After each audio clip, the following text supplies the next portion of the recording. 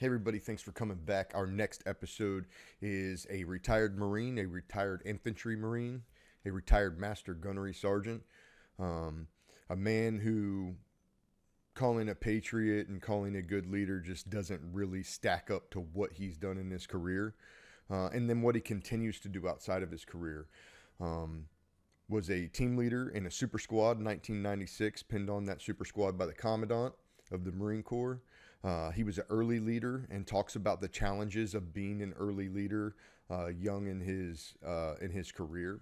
Multiple deployments, multiple combat situations and deployments. Was in the recent docu-series about the life of Jason Dunham called The Gift, which if you haven't seen it, you need to get on it and see what the national treasures do for you to live a free life and for your family to be free. This man's nothing short of a patriot for sure, and the things that he's done for us and the things he continues to do by bringing to light things, poems, poetry, writings after 22 years of war, kind of really working that in for the veterans, affiliated with At Ease magazine and Stories from the Smoke Pit that we'll talk about here. Just a real warrior of a person and a good man and a good father. Excited to bring it to you, and we'll see you on the other side. Master Gunnery Sergeant, retired Marine, Adam Walker. Adam Walker. Hey, thanks, man. I appreciate it. I started not to come. I got a little bit of beard envy sitting next to you, but I'm fairly confident. So yeah, it's looking good though. It's on point over there. All right, so we've been talking a little bit behind the scenes, and now we're going to come into it. You guys just heard the read-in. Just like every other episode, I want to start at the beginning. I want to know, the family dynamic, kind of move that in. I like to understand the first 12 years of people, from sports to siblings to family dynamic at home, religion, things of that nature. So we just kind of kick off right there, and then after that, we'll just kind of coast. That sounds good, man. I grew up in western North Carolina in Henderson County, and as a child, I know I was loved, but my family was certainly broken and dysfunctional. So I never lived in the same house longer than 2 years. My father left when I was like 2 years old. I met him once when I was like 8, but I never knew him. I know he had like at least 6 children by 3 different women. And I grew up with my mother, my brother, and my sister. So my sister's older. She's really a half sister. I mean, but we never think about things in that way because we grew up together. So she was a couple years older than me, and my brother's about 15 months younger than me. And so we grew up together. And, like I said, we grew up pretty poor.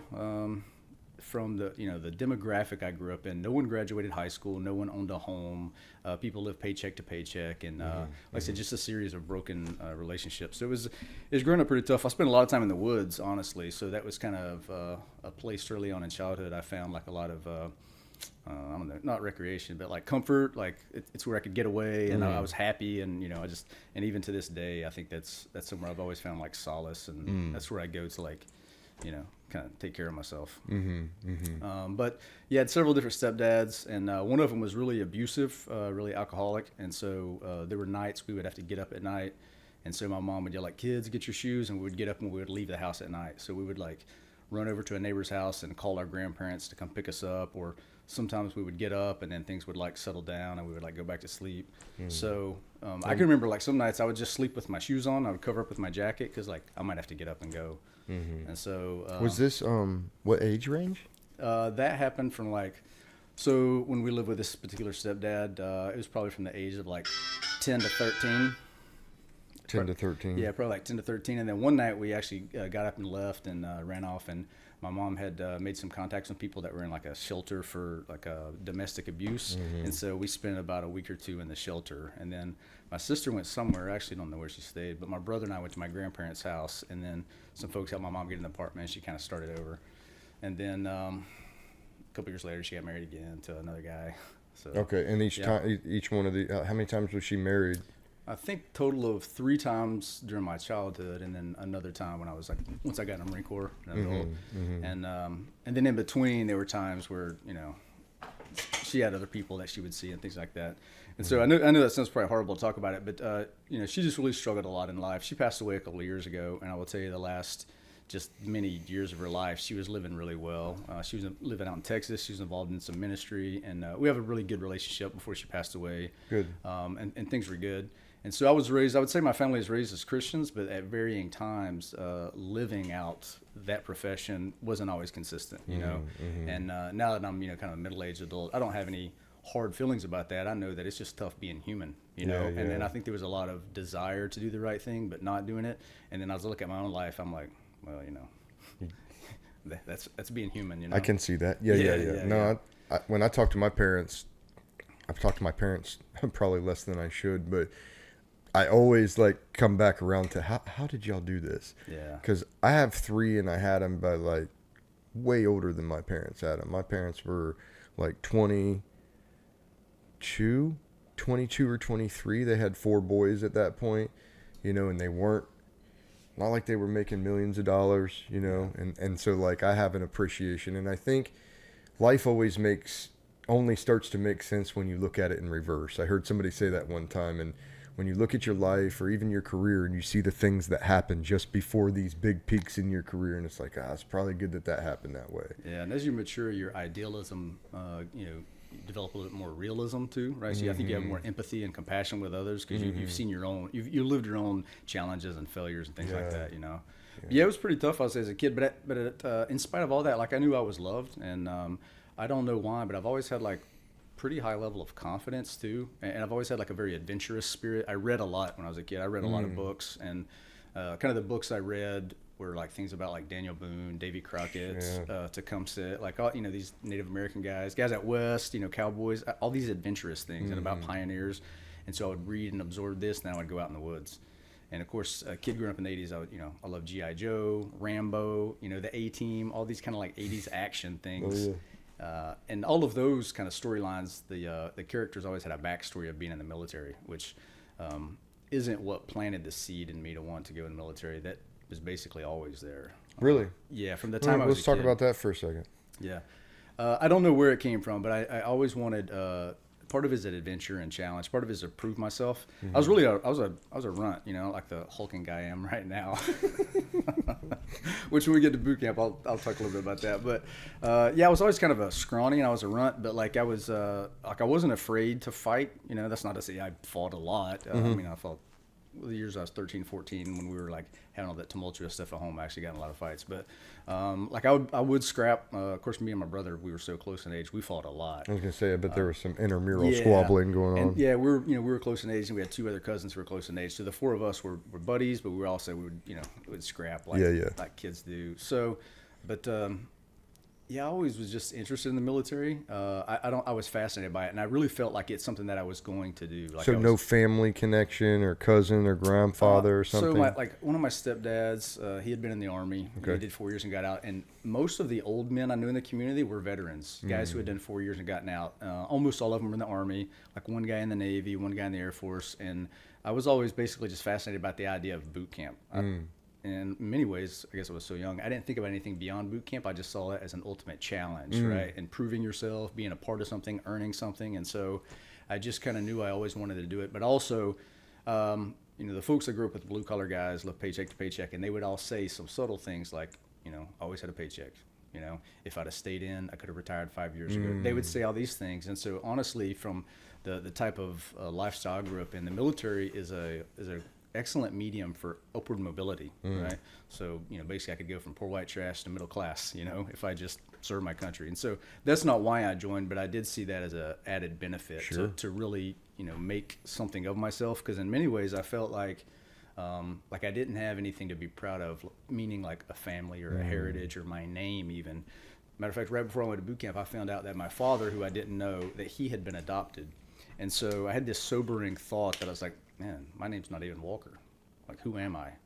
But when I found this out, I was 30 days away from going to boot camp, and I had just decided the name I'm going to make my own. Now it's you. Yeah. I'm going to reinvent myself, and I think the military in general, but specifically the Marine Corps, gives you the opportunity to reinvent yourself, and you have to earn it. And so, this cult that we love called the Marine Corps, they don't give you anything. You have to earn your place. But when you do, it's so fixed. It's so solid that it just, it really changes who you are and what you're part of. Yeah. Sports though, I didn't. I didn't play any sports except for track and cross country. And so what I mean is like when I lived with this one stepdad who's all he's alcoholic. One day I expressed an interest in playing baseball because my buddies played. So he just drunk one afternoon. He's like, get in the truck, and we drove out, and he just interrupted practice and told this coach like, hey, this boy wants to try out. It was really embarrassing, and also I was not skilled. So I'm physically fit, but I'm not athletic at all, so that didn't help. But the coach, I could tell, I began to develop, I think, kind of intellectual IQ pretty early, living with such dysfunction. And I was a middle child too, so I learned how to like read people's emotions. I used humor to deflect, and but I recognized in this coach he had some compassion. So he looked at me, he like stopped practice, and he said, "All right, come up here, get at the bat," and he let me take a couple of swings, and I like missed everything. And he just very gently said, "Okay, it's probably too late in the season. Why don't you come back next year?" But I think he actually recognized what was going on. Yeah. And then I was like, "Oh, thanks." And then like in the eighth, so I went and I was like, well, I'm gonna play baseball.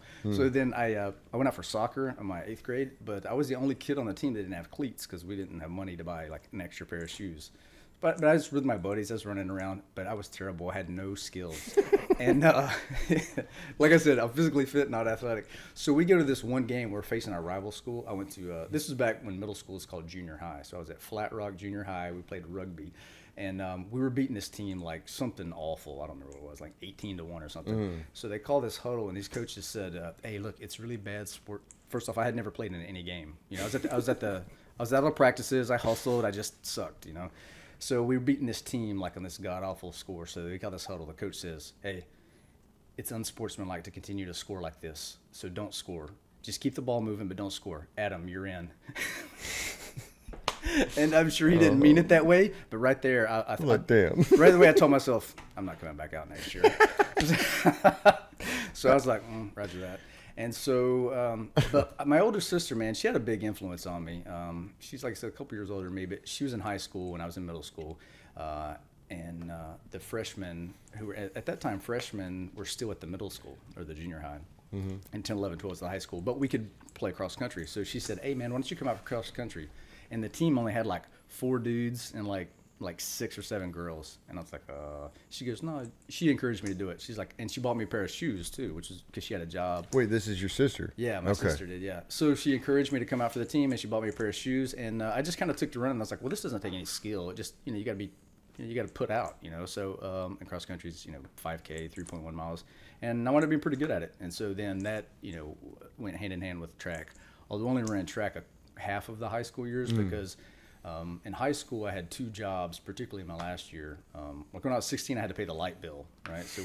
So like I had to keep my job. But I did run track my last year because I was basically focused on getting ready for boot camp. So I always ran.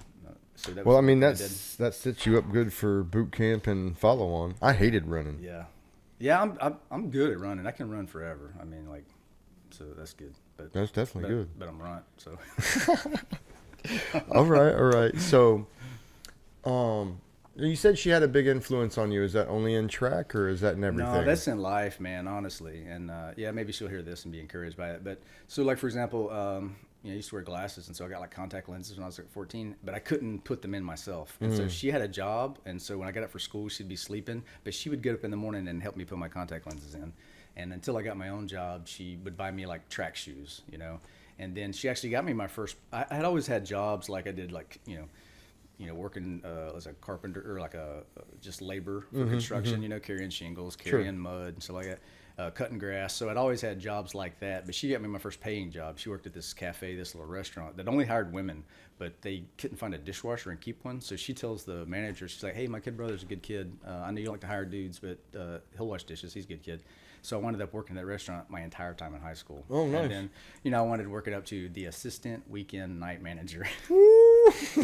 Which all that meant was, hey, give this kid a key so he can lock up on Saturday so he can get out of here. But it was good. And then I also had a second job. That job led to another job at a different restaurant. So like on Saturdays I would work like 8 to 5 at one restaurant, and then I would go to the other restaurant and work from 6 till midnight. Oh, wow. And so putting it in. Yeah, but my sister got me that first job, like she helped me with contact. She just always encouraged me and stuff. And Yeah, she was good. And a matter of fact, after I joined the Marine Corps, she was older than me, and she was kind of not going anywhere. And she had a bad relationship with this dude. She was working, she was trying. But after I joined the Marine Corps, it had an impact on her. And then I found out like 6 months later, she joined the Army. Oh. And so she's like, so she had always kind of been an example and encouraged me. But then there was this kind of this reciprocal reciprocal influence. And so she's like, hey man, I did this because of you. So she did 5 years in the Army, and that helped her leave home and start a new life and stuff too. So what's she do she now? was great. Now she works. She lives up in Seattle, and so now what she does, she owns like a Pilates studio. Okay. I think it's Pilates, and then I'll probably get this wrong. These studios where you do like infrared heat, like something. Yeah, yeah. You know, like the sweat training or the heat training. I'm not sure if she still does that, but she had that for a while. But now she has like 1 or 2 Pilates studios up there. And Nice. she got 2 boys. Her son's in a band, and like it's playing that whole scene up in Seattle and stuff. It's pretty. Yeah, they're pretty impressive. good. Yeah. Nice. Yeah. So yeah, she's a great gal. What's the name of the band? The band is called Princess Pulpit. Princess Pulpit. Shout out. Yeah. That's dope. Hey, remember me when you get big, buddy. Yeah. Yeah. And then my brother was about 15 months younger than me. And then, he actually left home pretty early, meaning like at age 15 or 16, the dude moved out. And then he just stayed with friends and he bounced around. And, just all the turmoil we had at home, people adapt to it differently. And so for a while he was just kind of rebellious and like just kind of volatile, and it was really just trying to find his place in this world. And now the dude's doing great. He's got he's been married for a long time. He's got 2 kids. He's had the same career for like 20 years. So he's he's doing really good for himself. Just took a while to land. And for me though, I always knew I was going in the military. Like I just freaking knew it. Yeah. It sounds kind of cheesy or dreamy to say that it was a calling, but I felt that. No, definitely not. Yeah. I hear people say that, but that's what happened to me with the 9/11. I had liked it. Yeah. I had thought about it, whatever. But once that happened, it was like, pulling me. Yeah, and to me, I felt like there was no other option, because if I'd stayed around town, the best that I could do is like get a job at GE, which is a factory in town, Yep. which later, as what's his name, as Steve Earle says in one of his songs, all the jobs went down to Mexico. Yeah. If you ever heard a song called Rich Man's War, he talks about this guy joining the Army and because all the jobs went down to Mexico. But anyway, the factory's kind of folded because there's a lot of manufacturing in Western North Carolina. That all went away, so that wouldn't have been good for me. And college just, none of my people graduated high school, so like college, that was a huge leap. And I'm like, how are you going to pay for college and pay for yourself to live? And also, it just didn't interest me. I was in like advanced, AP classes and things like that. But my last year in high school, I was like, why am I trying so hard? I'm going to boot camp. So I dropped all those classes. Like, I was like, no, because I'm working 2 jobs. I'm like, I'm not doing this. And I actually never thought about the Marines, honestly, because these few people I knew had all been in the Army, and all they said about the Marines was that Marines are brainwashed. Marines can't think for themselves. And as a kid, so I was like, oh. So I thought I wanted to be an Army Ranger. I was like, no, that sounds pretty awesome. Yeah. And so I knew nothing about the delayed entry program, but my junior year in high school, this guy who was older than me, he played baseball with my cousins. He comes home, and the dude's in his Class A's. He's got jump boots. He's got a beret. He's been at jump school. He's stationed in Hawaii. He was a Motor T guy, but to me, the idea of driving Humvees sounded pretty awesome. Yeah, I mean, anything at that and then point he said, is pretty dope. he goes, and I drive for the General, which, now we kind of laugh at that. By the time I was like, oh man, that's impressive. Sweet. Yeah, and he was stationed in Hawaii. He had like a good looking girlfriend, and he just looked sharp. I'm like, that's it. And so after this was like towards the end of my junior year, and he said something about the delayed entry program, which I'd never heard of. I was like, what? He goes, yeah, man, you can join like as soon as you're a senior. I was like, okay. And I was adding up. He goes, the last day of your junior year, the next day you're a senior, so you can join this summer. And I'm like, that's 2 months from now. Yes. So I asked him, I said, hey man, can I be an Army Ranger? He goes, yeah, just talk to the recruiters, man. So after school, I like drove straight to the recruiter's office. Meanwhile, I'm driving a Volkswagen Bug. I got a mullet, right? I got like a jean jacket. And by the way, the mullet and the jean jacket, like those things weren't cool anymore. I was always like 5 years behind being cool. So everybody else was dressed like, these dudes on Beverly Hills 90210, if you ever see that show. That's what they look like, kind of like preppy, a little, whatever. And so I'm like 5 years behind being cool, so I look kind of like I just look like white trash, I'm like Joe Dirt. So this is true. So I go to the recruiter's office, man, and the Army had a note, right? Because I just want to be Army Ranger. Like airplanes didn't interest me. Although I do like the idea of being on a ship, like with the Navy and going to different ports. I will tell you honestly what turned me off from the Navy. I had this older guy I knew. He goes, man, when I was in the Navy, I slept between clean sheets every night, and I never missed a meal. He thought that would appeal to me, right, because of like the good living conditions. Sure. But it kind of like Like, I was like, I want to be dirty. yeah, I want to be in the woods. Like, I want to like fight. Like, it turned me off. So anyway, Yeah. I was like, this is narrowing down. And they told me Marines are, all brainwashed and I can't think for myself. And I'm like, no, I'm a smart guy. Because at my high school, they gave the ASVAB your junior year. And people would blow it off. They would take it to get out of the class. But I took it dead serious. Like, I didn't take the SAT because I'm like, I ain't going to college. But I was like, I took the ASVAB, like, I focused on it. And I got really good scores. And so, anyway, when I finally got the recruiters, they're like, hey, you can have whatever job you want. But I said, I go to the Army, there's a note on the door that says, hey, ran out for burgers, we'll be back. And so I'm like looking, and I'm like looking at brochures, and then this PFC and Deltas walks out. And he says, Adam? Right? And I'm like, man, I'm at the recruiter's office, mate. And I turn to look, and it's this kid named Nick. Now, Nick and I had lived beside each other in apartments, but he used to be a short, chubby kid. And then he went to a different high school. Dude sprung up, and he joined the Marine Corps. And I'm telling you, like, now, first of all, I was like 110 pounds, but I thought myself very tough, I felt like I could do anything. But I look at this dude, and my first thought was, if Nick can do it, I can do it. Like, not putting him down, but I was just kind of thinking like, man, because I never actually knew a Marine before. Sure. Then the recruiter steps out. He's like probably like 5'7". He's a combat engineer. He's a sergeant, and he's like the cockiest, most aggressive person I've ever met in my life. And he looks at me, I'm just like, who the F are you? I was like, Adam Walker, sir.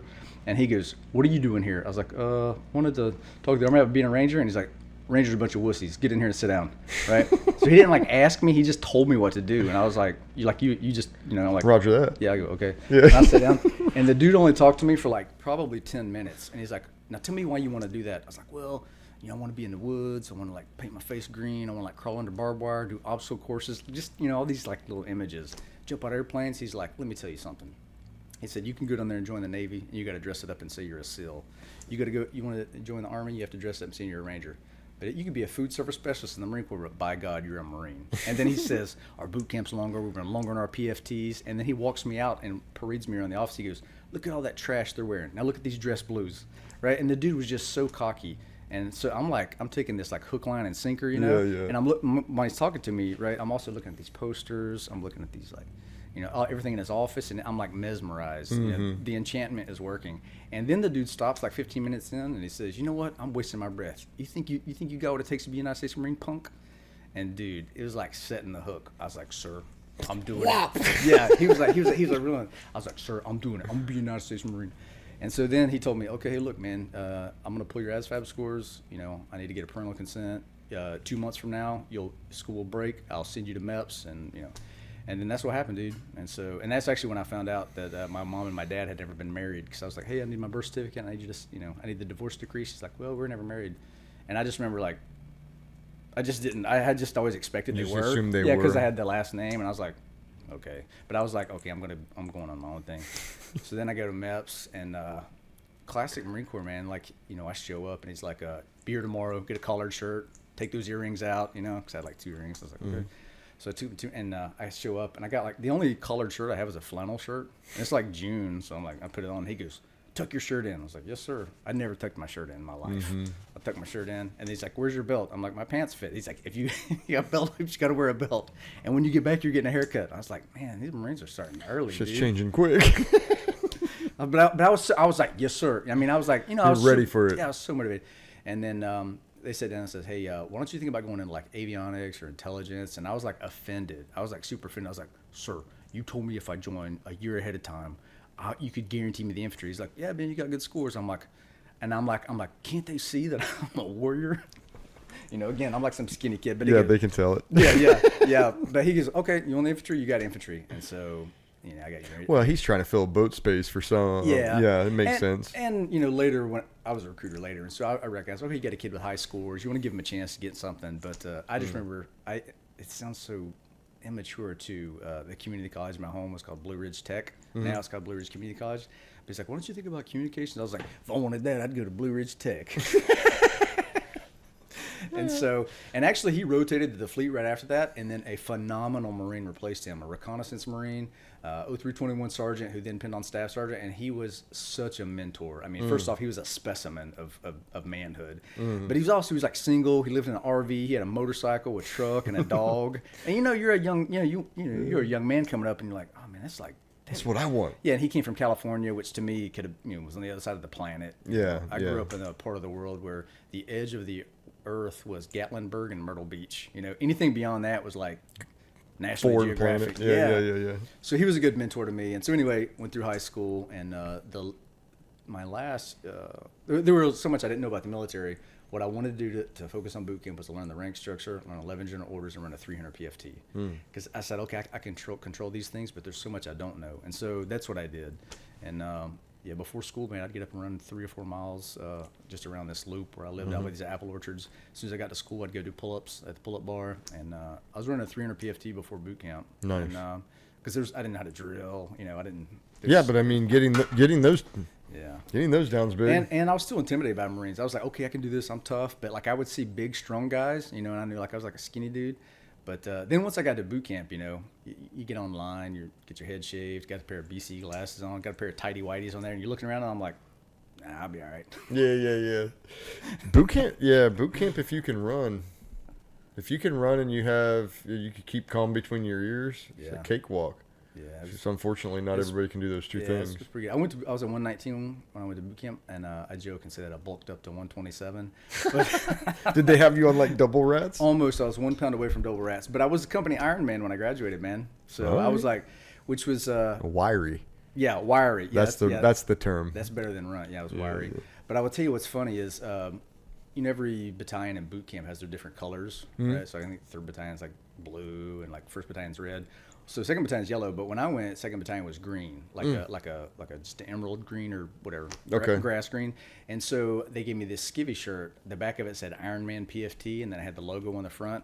But I think they expected they pre-made the shirt, right? And you could wear that shirt for the moto run. Everybody else is in boots and utes. Expected somebody bigger. Yeah. So like I put it on, dude, and the logo's supposed to be on your chest, and the logo's like down here, hanging. It's like low, like on my wrist, and the neck is here. And so I pull it back to tuck it in, and the Ironman PFT should be across my shoulder blades, but it's like in the lower back. So it's like if you like your little girl wears your skivvy shirt to go to sleep or something, but I'm like, I'm a Marine dog, and I got to carry the Marine Corps colors, Oh yeah, that's funny. But early, I've always had a sense of humor, and you can get through some serious hard times with humor. But early on, I was like, hey, no matter how tough you are in the Marine Corps, hey, you better keep things in check, dog, because like. Oh yeah. There's always somebody tougher, harder, or you'll get put in your place. Oh, he's out there. Yeah. There's always one for you. So it was good though, man. It was boot camp was a good experience. And so what year are you actually in boot camp? 94. 94 in boot camp. Okay. Yeah. So I depped in 93. I shipped out in 94. I graduated high school on Friday, and Monday I was in boot camp. Boom. Yeah. That's moving. But that's what you wanted. Absolutely. Yeah. Absolutely. What did your mom think about it? Dude, the day I left, she broke down physically crying, like collapsed. My stepdad like held her up, and she was like, I was super embarrassed, and also I was kind of angry, because I was like, I kind of detached myself, and I was like, and also a lot of times in your teenage years, you begin to pull away from your parents, particularly if you have a dysfunctional home and stuff. And so I had developed a great measure of independence my last few years in high school. Like I used to go to the laundromat and do my own laundry. I bought my own clothes. I bought my own car. I paid my own insurance. Like, for a year I paid the electricity bill. So I developed so much independence. I was like, I'm leaving as soon as I can, as soon as I get out of here. So, I turned 18, and within 40 days I was in boot camp. So, but yeah, she just kind of fell apart. But she loved me. She was proud of me. You know what I mean? We maintained a good relationship. But I was just like detaching and going to pursue my own life. Sure. And what about your stepdad? So they split up at some point. Maybe I was in the Marine Corps like a year or something like that, and they split up. But he's the one that told me. He said when I joined the Marines, he's like, "You join the Marine Corps, you never be able to think for yourself." And so I was just like, I had. He and I had butted heads a lot as a teenager, but I was just like, whatever. But I used to joke later and tell people, I said, my stepdad said, if I joined the Marine Corps, I'd never be able to think to myself. I don't know how to answer that, but I know my squad leader knows what to say. Yeah. That's right. What's crazy is I see it the other way. I see it almost the other way around. I see it as, well, maybe not. I don't know. I think to be a grunt in today's Marine Corps, you have to be a very independent thinker and be able to decisively act very quickly without supervision, at least in the leadership levels. Yeah, absolutely. There's a stereotype of dumb grunt, and certainly we got some dummies in the grunts, but the folks that stick around, the guys that are leaders, they have to be extremely intelligent, they have to be creative, they have to be emotionally intuitive, they have to be tough, they have to be decisive. That's not something you would think about Marines or infantry Marines, but absolutely. It's real. Yeah. Yeah, 100%, man. Just the psychology alone you have to deal with as a leader. coming up, and it's not one size fits all. It's everybody's different. Yeah, and you can't be. You'll have some phenomenal leaders that you admire them, you want to emulate them, but you can't be them. So you have to be yourself. Now you got to know yourself, seek self-improvement, but you do have to be yourself, because I can't this guy, I can't act like him all the time, because that's just not me. When I get tired or when the chips are down, I'm gonna lose it. I can't fake it. So maybe I need to work on myself, but I do have to be myself. So well, everybody should have their own flavor. I think to it.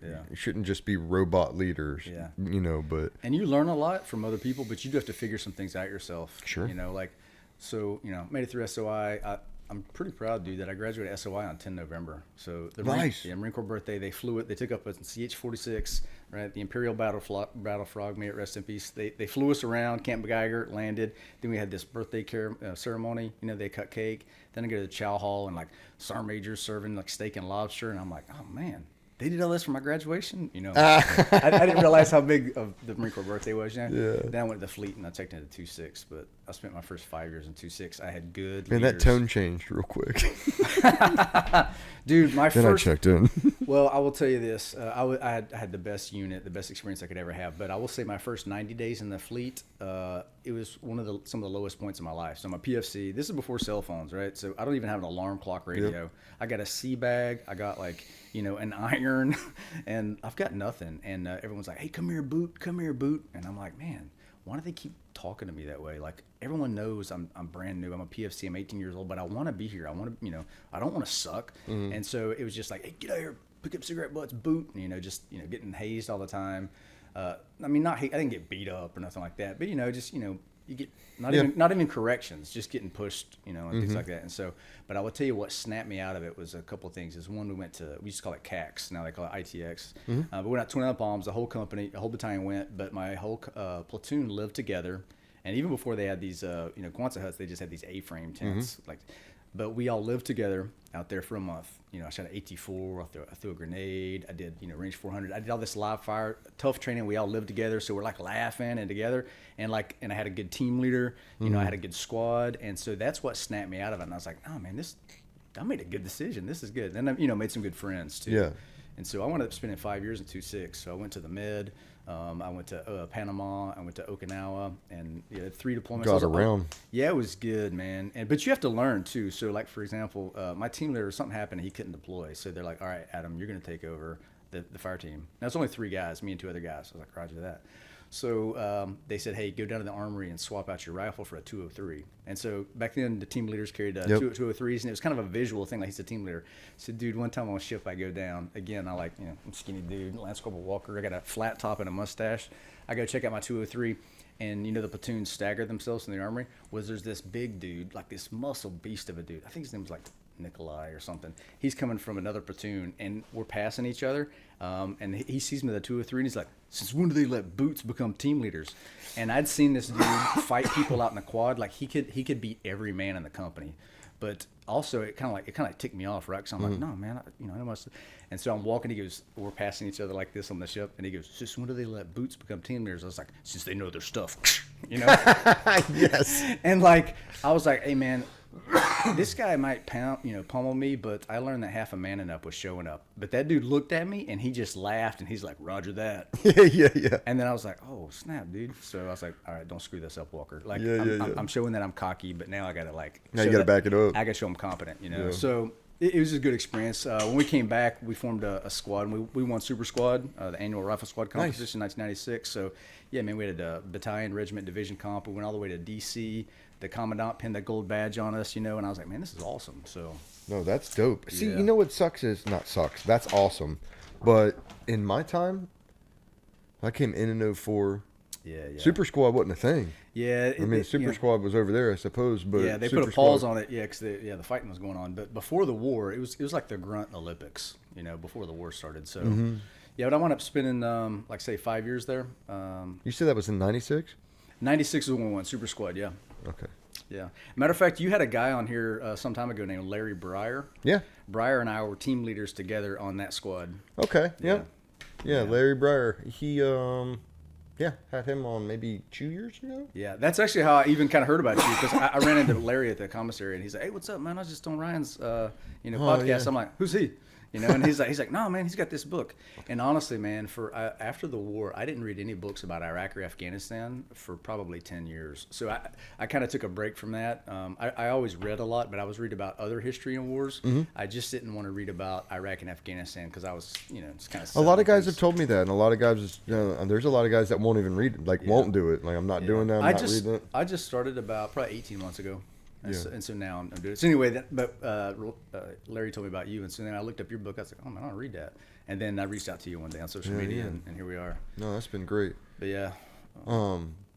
Okay, so Super Squad 96. That's where we're at. Okay, yep. And you're a team leader for that Super Squad evolution as a boot? I was a Lance Corporal. I was at my 2-year mark, and then I was meritoriously promoted to Corporal. Oh, so you're not a boot at that point. No, but I did lose 3 meritorious corporal boards before I won one. Yeah, I know what that's like. Yeah. So we had some sharp dudes. We really did. Yeah. And honestly, man, the batch of lieutenants that we had many of them became general officers. So like my first battalion commander was a guy named John Allen, who went on to become General Allen. My second one was a guy named Joe Dunford, who went on to be Commandant of the Marine Corps, Right now, the CG of 2nd Mardiv was a first lieutenant in 2-6 when I was there, So same thing, the current 2 MEF CG was also like a first lieutenant in this battalion. So it was a really... Just a bunch of lions. Yeah, it was an excellent place to grow up. So I had good mentors. I also had like some pretty terrible people too, but the mix was just right that I could like learn from some good ones, had some good people invest in me, and I had opportunities to make the most of it myself. So... that's part of it too, is having the opportunity, right? Yeah, and then by the time I picked up sergeant, we went on my 3rd deployment. I went UDP to Okinawa, and that's where I decided to reenlist. And so well, that's the right place to reenlist, I suppose, right? Yeah, I reenlisted on Camp Schwab. Yeah, so it was pretty good. Now, it was your second time? No, that was your first time in Okinawa. Yeah, it was my first time in Oki, my 3rd deployment. So I'd done a med in like '95, and then my company went to Panama in 96 or 97. We went for like 90 days. They used to do rotations down there. And then in 98, we went to Okinawa UDP. Yeah, pick one thing about Panama. Well, I almost cut my thumb off. So I got this giant scar on my hand. And we were doing this night land nav course. We would do them in this like double canopy jungle. And there were 4 of us, a fire team. And so we carried blanks, we had red pyro, and we had radios. And so one of the things you couldn't do is you couldn't grab the trees because they had something called black palm. And these needles would break off. They were very brittle, and they'd get septic. So they said, don't grab the trees. So as we crossed these rivers, I foolishly was taking this, because we had machete to cut through, I was taking the machete and burying it in the bank to climb out of the river. And I did that for like 2 or 3 stream crossings. But on the next one I did, there was a root just a few inches under the bank, and so when I sank the machete in there, my hand slid down there and it opened up my hand. So I cut like 80% of the tendon and I severed the nerve, and the whole medevac process was crazy. I had to ride this high back all the way to the other side of Panama. They forgot bleeding about me. everywhere. Yeah, it's like wrap it up in a skivvy shirt, And this guy named Hamby, Corporal Hambone, he said, Corporal Walker, he cut his thumb off. And then I hear over the prick 77, they're like, do you have the thumb? Do you have the thumb? And I said, man, why'd you tell him that? He goes, if I told him you cut yourself, they wouldn't panic, man. I need them boys to panic. That's smart. Yeah, he was a smart dude. He was another North Carolina native. I was like, all right, man. So then they put me in this back room in the hospital, and they kind of forgot about me. And then the cleaning lady said, Panamanian cleaning lady, she goes, do they know you're in here? I said, they put me here. And so they pulled me out. Anyway, they're going to stitch me up the next day. And I said, hey, when will I begin to have filling in my thumb again? And the doctor said, you don't have filling in your thumb?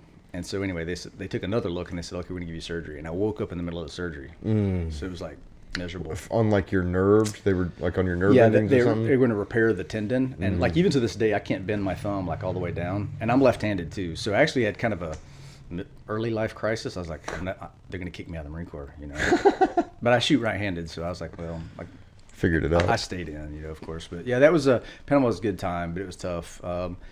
I had got moved to the armory for 9 months. I was the company's armory custodian, which I hated. Because of your thumb? No, I got moved there because when we got back, we had a period of time. We were between our 2 big deployments, and we went on this little one. We had only 2 NCOs in the entire company, me and another corporal. We got this new company commander that says, hey, look, I get fired if something goes wrong in the armory, so it's going to be a corporal. So it's either this one or this one. And then they thought I was the better one. And so, dude, I was so mad. I was like, no, we had just won Super Squad. I was like, I'm ready to be a squad leader. I want to do this. And I'm like, hey, you got to go where you're told. And so I hated it, but I spent a lot of time with the company Gunnery because I was in the headquarters. And the company gunny was phenomenal. He probably the major influence on me re-enlisting and staying in the Marine Corps. He was just like, just such an impressive guy. Still in touch with him today. He retired as a sergeant major. His name is LaFleur, and just like he was just such an amazing Marine. Like just watching him, he was always in charge. He's always squared away. He's always pretty positive too. But he'd also turn on the heat. Like he was pretty intimidating, intimidating but super approachable. So I was like, man, that's what a gunny's like in the Marine Corps. Maybe maybe I can stick around this gun club. That's awesome. Yeah. So then you end up in Okinawa, and that's where you re-enlist, and so that was after his. Tutelage at the armory. Okay. Yeah, because we went to Okinawa. So as soon as we got back from Panama, I became a squad leader, and then took them out to CAX. The old ITX. We took them out to CAX, and then went to UDP. But then at some point, I got promoted to sergeant too, and so I got moved to be the platoon guide. Was that on the deployment? Yeah. Okay. Either on the deployment or right before it, I became the guide. Okay. Because I was a sergeant by then. And can you talk about that a little bit? Because I don't think the Marines of today understand the responsibilities or the seniority or the purpose of a guide, because they don't do it. So for a great many years in the Marine Corps, in the grunts, you would have like one sergeant per platoon. So your squad leaders would be all corporals. The one sergeant would be the guide, which is basically like an assistant platoon sergeant. And depending on that platoon sergeant, you could also run the platoon, because there were some staff sergeants that were just checking the box, right? They're just trying to get in and out of the fleet as quickly as they can. And so, and actually when I was on deployment, my platoon commander, who was a really great guy, got a DUI on a Kadena. And so he got a DUI, and so they fired him as platoon commander. They moved into the 3 shop, and he got out of the Marine Corps, which meant my staff sergeant became the platoon commander, and I became the platoon sergeant. And it was really tough, because I had been I was rolled up on 4 years. I'd been in the same platoon since I got in. So there's some guys that are lance corporals, and I'm a sergeant now. So we all basically have been together for 4 years, but I'm in charge. And I can remember like this platoon sergeant, he never called me by my name. He always called me guide. Hey, come here, guide. Come here, guide. Then when he became the platoon commander, he called me platoon sergeant. And so he didn't always give me like the mentorship I needed, because I would have problems like, okay, how do I, I'm trying this, it's not working. I would say, hey, staff sergeant, can I talk to you about something? He's like, what do you want, platoon sergeant? I was like, hey, I get this problem, and I don't know how to what I should do. He goes, I'll tell you what you need to do. You need to deal with it. I was like, all right, staff sergeant. He's like, now get out. Figure it out. But the company gunny was still around, and so I could talk to him, and he would say, did you talk to your platoon sergeant? And I would say, yes. And the dude was super professional. He wouldn't like say anything bad about my platoon sergeant, but like there was this unspoken thing like, okay, I see that he's not helping you, so I'm going to help you. Yeah. And so, he was really good. He's like, all right, Sergeant Walker, here's what you need to do, and he'd give me advice, so.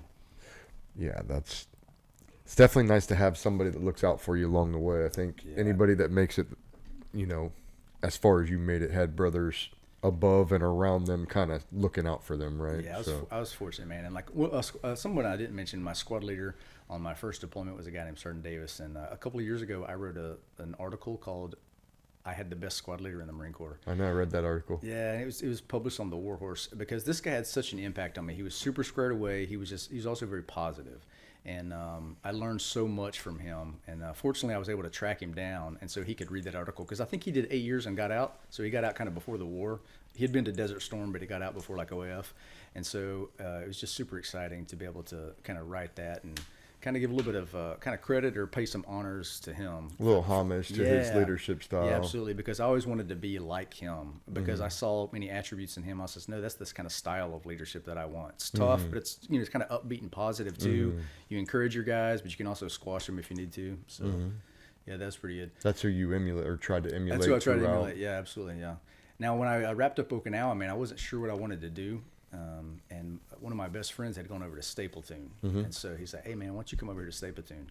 And I was like, there's a certain amount of professional immaturity, because I said, well, I know everything there is to know about a rifle company, which is not the case, but that's what I thought, right? Yeah. And I was up for a challenge. So I said, oh, yeah. So at the end of the Okinawa deployment, I took the state platoon in dock, and I was already a sergeant. And so, and most of the guys trying out were like, lance corporals, and all of their snipers were EASing. So they're like, hey, look, man. So, I did really good on the end dock. Like some of my buddies were already over there too. And so they said, hey, as soon as we get back from deployment, you're going to school. I was like, hey, wait a second, because sniper school had a high attrition rate. And like, I was like, hang on, there's probably some skill sets I need to develop. And they're like, no, you'll be fine. You're already a sergeant. You've got 3 deployments. You'll be fine. Well, I wasn't fine, dude. So So I went, and I had never gone to the field with my platoon on post-deployment leave. I built my ghillie suit with my buddy, instructed me how to do it. I go to school, and I did well, man, on like academics, endurance, marksmanship, everything. But I couldn't, stalking and concealments, I couldn't figure it out. And so it came down to like the 10th stalk. Back then they used to do 10 stalks and 10 concealments, and you had to have a certain score average, right? So it came down to the last one. On my 10th one, I needed like a perfect score, or I was going home. And so I didn't get it, right? So they sent me home. First like professional failure in my life, and I was like, I had just re-enlisted. I was like, oh, my career's over. I mean, it was super low, man. I was telling you, That sucks. I was rock bottom. They said, hey, look, man, you can come back next class, pick up with second phase, and then. So then I go back, and I'm like, okay, well, I'm gonna be a retread, but being a retread wasn't that uncommon either. So I was like, okay. So I come back second class. Well, now during that time, I only went to my field, the platoon with my field like once before class, and they took me on like one stalk, right? It was what I was struggling with. So I come back this time, I got the points I needed for the stalks, but it came down to the concealment. It's same thing. Last concealment, I needed like a perfect score, or I was getting dropped, and it came down to it, man, and I didn't do it. So I got dropped the second time, and while that happened, dude, I had a couple other things going on. I got flagged for recruiting duty. So like my platoon sergeant came over and says, hey, when you come back tomorrow, fill out this financial screening checklist. You're going on recruiting duty. I'm like, what? I'm trying to like graduate sniper school. Yeah. And then my wife had a miscarriage, so we were trying to have a kid, and so I had these kind of personal things that's not an excuse, but those were all the things I was, as a young man, I was dealing with. So, and then I got dropped the second time, and dude, I was probably the lowest I had been at that point in my life. Yeah. And I'm like, man, I'm a freaking failure. Like, I thought I was great. I was meritorious corporal. I'm a sergeant on my first enlistment. I won super squad, but I watched out of sniper school twice. And nobody in the platoon thought bad of me, but I just thought bad of myself. Felt it, yeah. It was like it took me a while to get over that. But I remember when I came back, I was kind of moping around. You could probably just see. I was like, what's this dude all dejected about? But we had this sergeant major who I hadn't met because he had checked in, and he's like, "What are you doing, boy?" I was like, sergeant major, And he said, sit down. And anyway, the dude just talked to me, and he's like, so tell me what's happening. And I told him, I washed out. And then he goes, so what? And I was like, I'm thinking like, what do you mean, so what? This dude come from the air wing, why are you talking like that? And he goes, so you found something you're not good at, so what? And then he goes on to recount some things I just told him, like, hey, look, man, you were meritorious, corporal, you were on super squad, you've been in this year, you re-enlisted. All right, so you found the one thing in the Marine Corps you can't do, so you need to get over it, and you need to, go on with the things that you're good at. Yeah, so don't do that anymore. Yeah, and I was like, I don't know, it's good advice. Almost liberating. Yeah, and it was good advice.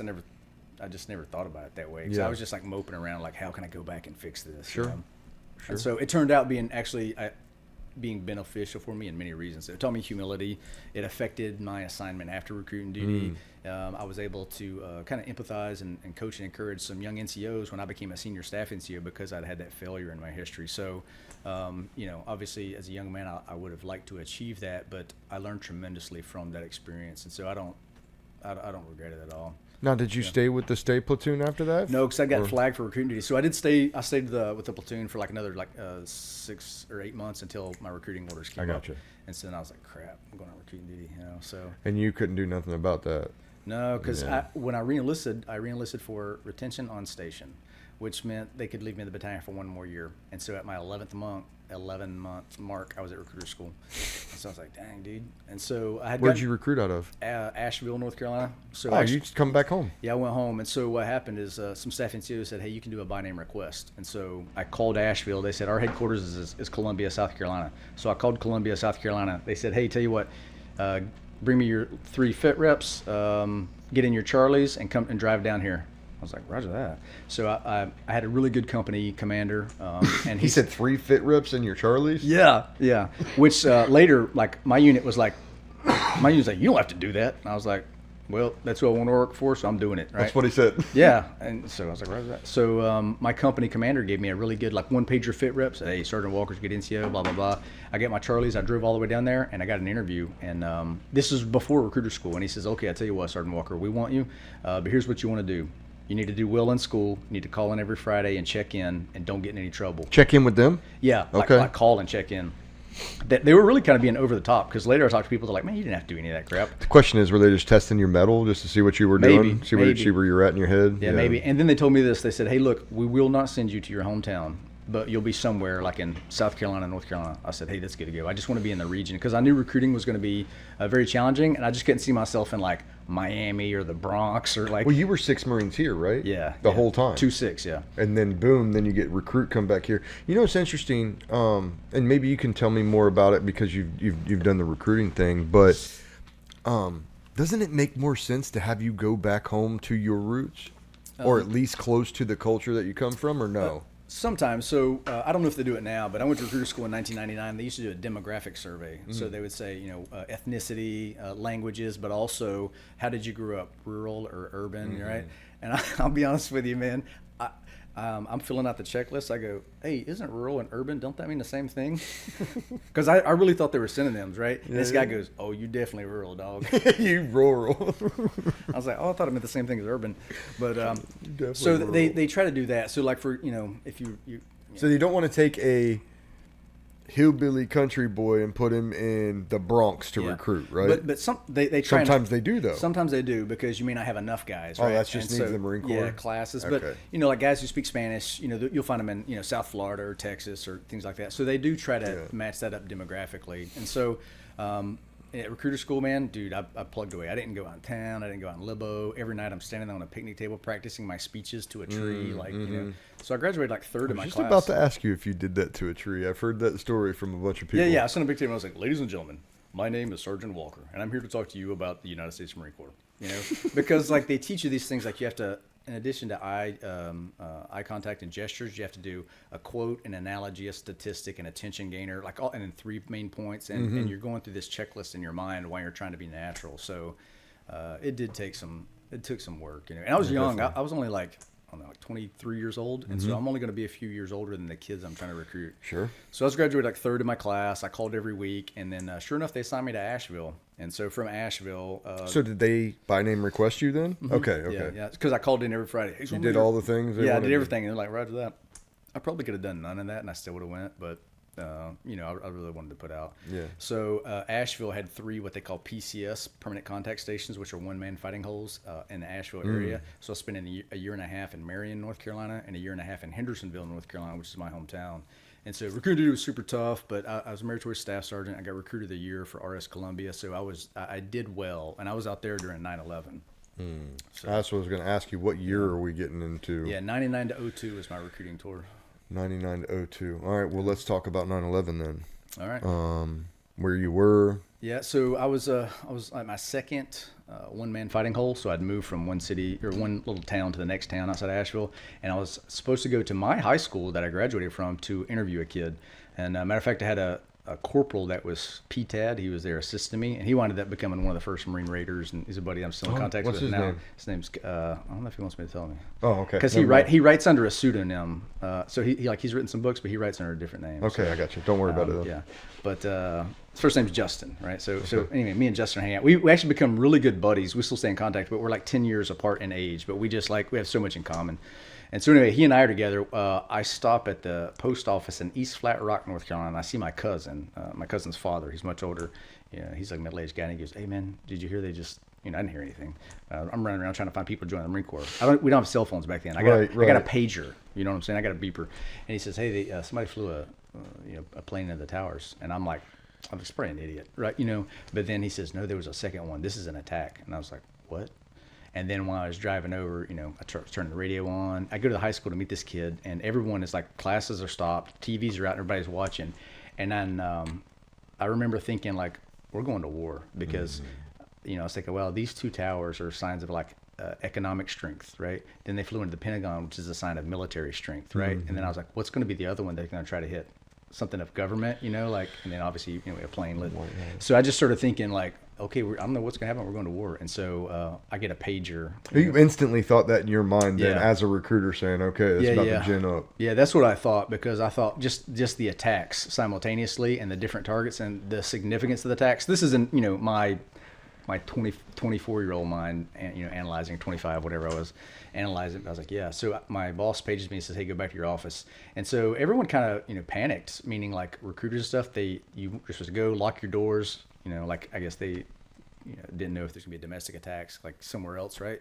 And I will tell you, my phone started ringing off the hook, and it was all like Marine veterans, guys who were in like in the 80s and the 90s. Sign me. Well, they just say, "Hey, this is Tommy Jones.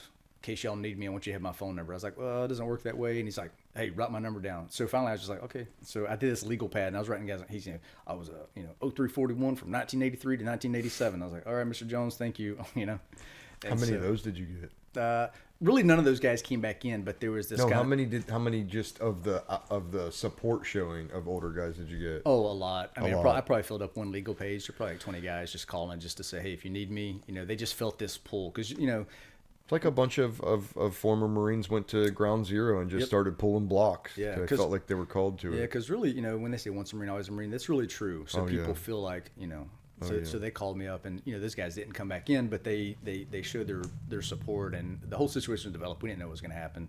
Sure. But I will tell you, I didn't have a flood of young men actually enlist because of 9/11. A few did, but people didn't just walk in and join. Recruiters have this phrase they call office traffic, is OT, but they always call that office trash because the people who walk in, they say want to join, usually have like a criminal record or like they didn't graduate high school, or they can't pass the test, quality people, and by quality, I mean work on them. Mentally, morally, and physically qualified. You have to seek them out a lot of times, which seems ironic because every Marine you walk to is like, I walked into my recruiter's office, I turned down an Ohio State Wrestling Championship, and you're like, oh, well, yeah, that happens. Everybody did that. Yeah, everybody says they did. Yeah. So that's part of that. I'm gonna reinvent myself and not let people know where I come from. Okay, dog, we'll see. Yeah. But as recruiting duty wrapped up, I called my monitor, and I wanted to go to 2nd, 6th, or 8th Marines because I had grown up at Lejeune, and I did those 5 years at 2-6. So I said I want to go to 2nd, 6th, or 8th Marines and come back to Lejeune. So do the recruiters or the monitor. He goes, "You can go to 1-7, 2-7, or 3-7." And I said, "Aren't they all in 29 Palms?" He goes, "That's where you're going, devil." I said, "Can I call you back?" He says, "I don't care what you do." So I was like, well, orders not asked, big boy. Yeah. So I was like, well, I started thinking, I had done 3 CAXs when I was in 2-6. So I, had 3 training experiences in 29 Palms. And I said, well, I don't know where we're going to war, but it's probably going to be in the desert. So why should I resist this? Plus, he's told me it's happening, so I should embrace this. So I said, let me just figure out the schedules. So I don't even know how I figured it out because this is before the internet. I called around and found out, okay, when I'm rotating, 3-7 is scheduled to go on deployment 6 months later. So I'm like, okay, it's perfect. I'll get there. I'll get a full workup. And so I called him back. I said, hey, Top. And he goes, because on recruiting duty, that's common. But in certain circles in the Marine Corps, calling the Master Sergeant Top is not okay, right? Yeah, he goes, don't do that to me, devil. I was like, sorry, Master Sergeant. Fuck. And I was a staff sergeant. 2-7. Yeah, I was a staff sergeant by this point. I said, hey, I would like to request orders of 3-7. He goes, stand by. We will type them now. And while I hear a click, click, click, click. And I said, hey, Master Sergeant, I said, listen, I submitted an AA form, which used to be a thing. I submitted an AA form with my command asking 2nd, 6th, or 8th Marines, but we're talking about 3-7 now. He goes, hey, devil, I told you you're going to 3-7. I'm typing orders at 3-7 now, and I don't read AA forms anyway. I was like, where's that? So, got it. Yeah. So I got orders of 3-7, and it was a great experience for me. I got there, late May of 2002. So they were in between.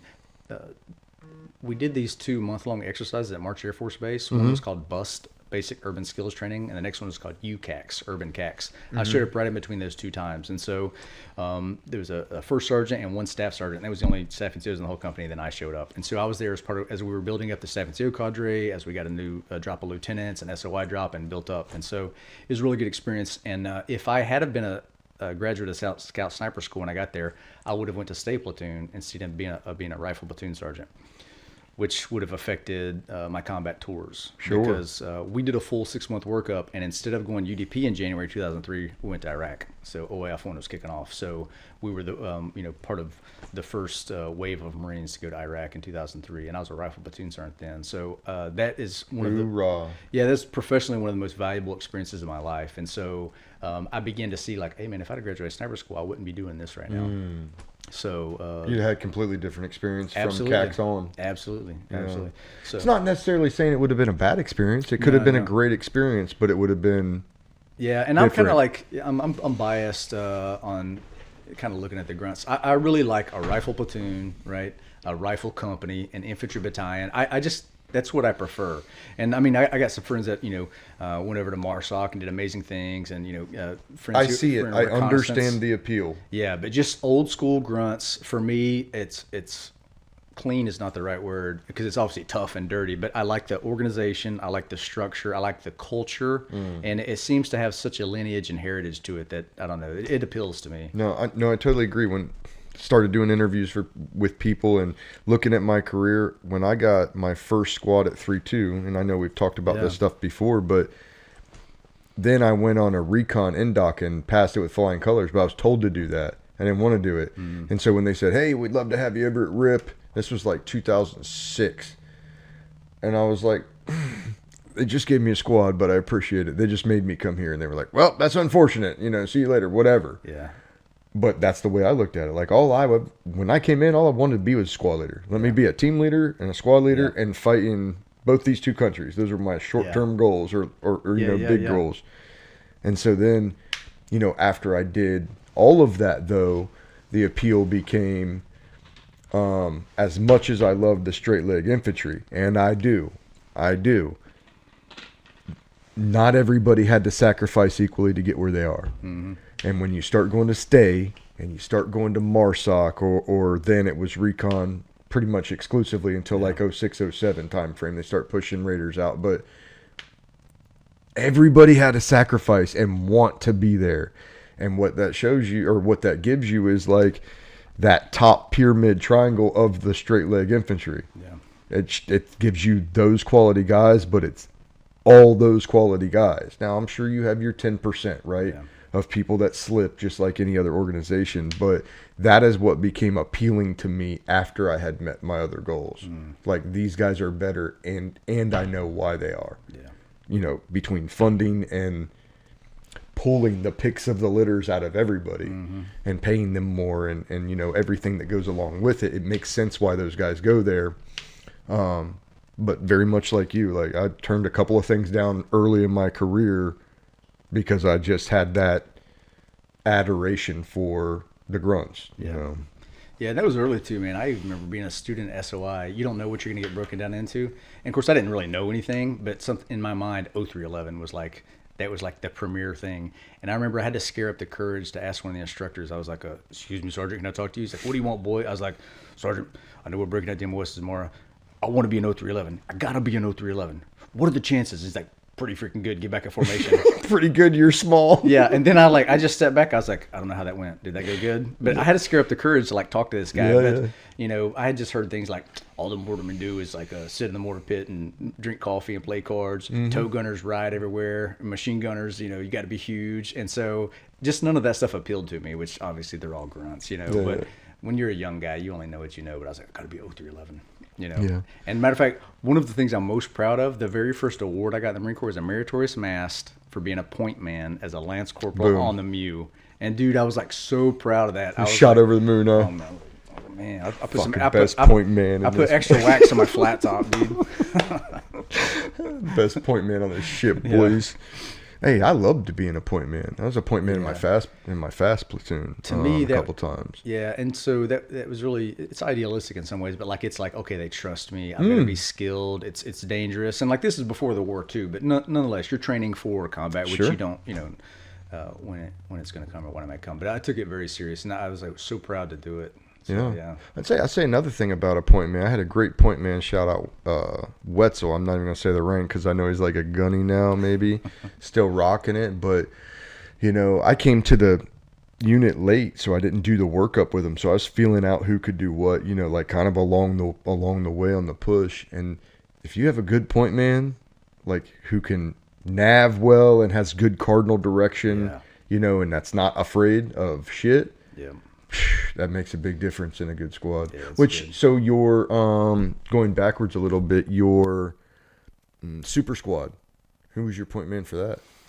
Man, I don't remember. Because you were a team leader there, right? Yeah. So it wasn't your team this point then. No. Okay. I don't remember who it was. But one of my Saul gunner was one of my best pals. We did 3 deployments together, and he was the guy that went over to the state platoon. And so then he wound up like, he became a sniper. He went to the urban sniper course, the advanced sniper course. He was a sniper instructor. Damn. And yeah, he's a pretty awesome guy. He got out of the Marine Corps. He actually lives down in Puerto Rico now and owns a pretty nice bar down there. So nice. Yeah. If anybody ever goes to Puerto Rico, Timber and Blues, go check out Ortega. Tell him Walker sent you.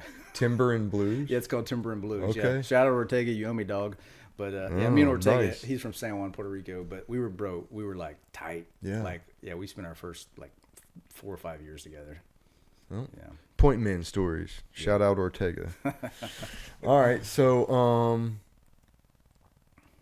emotions on the deployment changing from from UDP from a to UDP Iraq. to Iraq invasion. Well, one, we were very grateful that we were going to Iraq. So this, I think most people of my generation would have thought this way, but it sounds funny now. But we kind of thought that Iraq would be get in, fight, and come home, and that's it, right? Mm-hmm. Because the combat veterans who had preceded us had conflicts that were short in duration, right? So like Desert Storm, Somalia, Panama, everything was kind of in and out. So it's kind of like you had to be in the right unit at the right time to get into action, right? To see conflict or combat. And then we'd go back to MUs and UDPs. So we were excited to be part of Iraq in 2003 because we thought, if not, everyone else is going to miss it. Yep. So our sister battalion, 2-7, was on Okinawa. They got extended for a year, or they got extended 6 months. So they spent a year in Okinawa, and they all thought they missed the fight. We didn't know that we were going to be fighting for the next 20 years, Right. We were like, oh, I'm going back. So we were excited to go, but we took it real serious, and gear hadn't caught up yet. Yeah. And what I mean is we had a lot of old, like, deuce gear, like, excuse me, everything was just, like, we were wearing, like, black boots and, like, green camis. Did you have interceptor vests? I don't even know what we called the first vest. It was like... Yeah, it was like that. I remember that we finally got, we were tricolor desert camis, so digitals weren't really out yet. They were just getting fleeted, but we didn't have the desert ones. And so we only had one, I remember in 2003, we only had one SAPI plate. We had one in the front, and that's it. I went back to Iraq the second time, I had 2 SAPI plates. Iraq the third time, I had 4 SAPI plates. I'm like, okay, man, this is getting out of control. And now we're juggernauts that can't run anymore. Yeah, now that's like, what this has come into. Yeah, I used to be 6'2". yeah. But yeah, we were excited to go, and what'd that consist of? I mean, I assume you went into Kuwait. Went into Kuwait. Staged? Yeah, we were in Kuwait, man. I don't know, 6 weeks, maybe 2 months. We were there for a while, and like there was nothing where we were at. We set up tents, and there was nothing. Yeah. Like, and so and then every day we just did just drills and training and stuff. So they were really concerned with like chemical attacks. So we wore gas masks all the time, and every day at noon we would do this gas mask drill, right? But also every day people are coming in. And they don't know that a gas mask drill is going at every day at noon. So one day we're like doing magazine change or something, and they sound the alarm, gas. So we also bring gas masks on. But there's like a bus of dudes from Pendleton who are like way over there. They're getting off the bus, and all their gear is under the bus. They hear the alarm, and they spit in gas masks on, and these dudes start freaking out. They're falling over each other. They're just trying to get packs. And they're so far away, we can't yell to tell them, like, hey, this is a drill. So we're just laughing. You're just watching it unfold. You know how the grunts are. We're just like, those poor jerks. So we're just laughing, and like it's they had to be frightened, dude. And you see this one lone Marine just like double timing out there in his gas mask to tell them, hey, this is just a drill, Yeah. We're like so in the So very, very movie jarheadish. Yeah, kind of, yeah. It was like that. But we took the job real serious, and then we were kitted up in tracks, dude. I had so many guys because I had all my guys. I had my weapons attachments. So my platoon, we got 2 Amtracks. So the lieutenant's got half the platoon in the attachments, and me as the platoon sergeant, I got the other half in the attachments. And we were packed to the gills. And so once in 2 tracks. Yeah, in 2 Amtracks, man. And it's just, we are packed in there. Yeah. And so we wore mop suits for all the way until we got to Baghdad. So so during OF1, during the march up, I had read stories about people not sleeping, and I always thought they were exaggerated, but we would literally go days without sleeping. Mm-hmm. And so I had a journal I looked at once, and it said, one night I slept 30 minutes. The next night, one night I slept 20 minutes. The next night I slept like 40 minutes. The third night I slept an hour and a half. So that's in a row. And I felt guilty for having slept an hour and a half on that third night. And so we would go days without sleeping. And so, but you just. What'd you guys do? Did you coil up in the desert We were just when you wanted to stop? We were just always going north, you know, and then sometimes we'd get off and, you know, try to clear this little place. But No, I'm saying like at night. You guys just coil up, Yep, and yep. then And when it was time to move, you'd. Yep. Yeah. Yeah, and then sometimes, you know, dig holes, but you didn't know, am I going to be here 20 minutes? I'm going to be here 2 days. Yeah. You know? Yeah. So it was, and then. Now, so Generation Kill, I'm trying to picture in my head. So that's kind of what they did. Coiled up. Yep. And then came in, kept pushing north, like just driving straight to Baghdad. Yep. And that's what it was like. Yeah, we went through different cities. Like, honestly, we rehearsed the breach. We went to this place called Safwan Hill. We rehearsed the breach, man, for like weeks. But after day one, I never knew where we are. I only knew that Baghdad was north. And so the day we rolled off, some dude comes rolling up and gives me an ammo can full of 100 unlaminated maps. And he's like, here, these are for you, right? And he gave the same ammo can to my platoon commander. I'm like, so I never opened them, dude. Like, I never knew where we are. And because at the platoon level, I kind of didn't care either, right? I just told my guys, when the ramp drops, the nose of the ramp will be pointed towards the bad guys. That's really what we need to know. And then Baghdad's north. And so I was like, you know, everybody else can worry about that. I'm worried about that. Your world gets very small in combat. Yep. And so that's all I ever worried about. And then we went all the way to Baghdad. And when we went into Baghdad, dude, that place was on fire. Now, did you have contact moving up at all?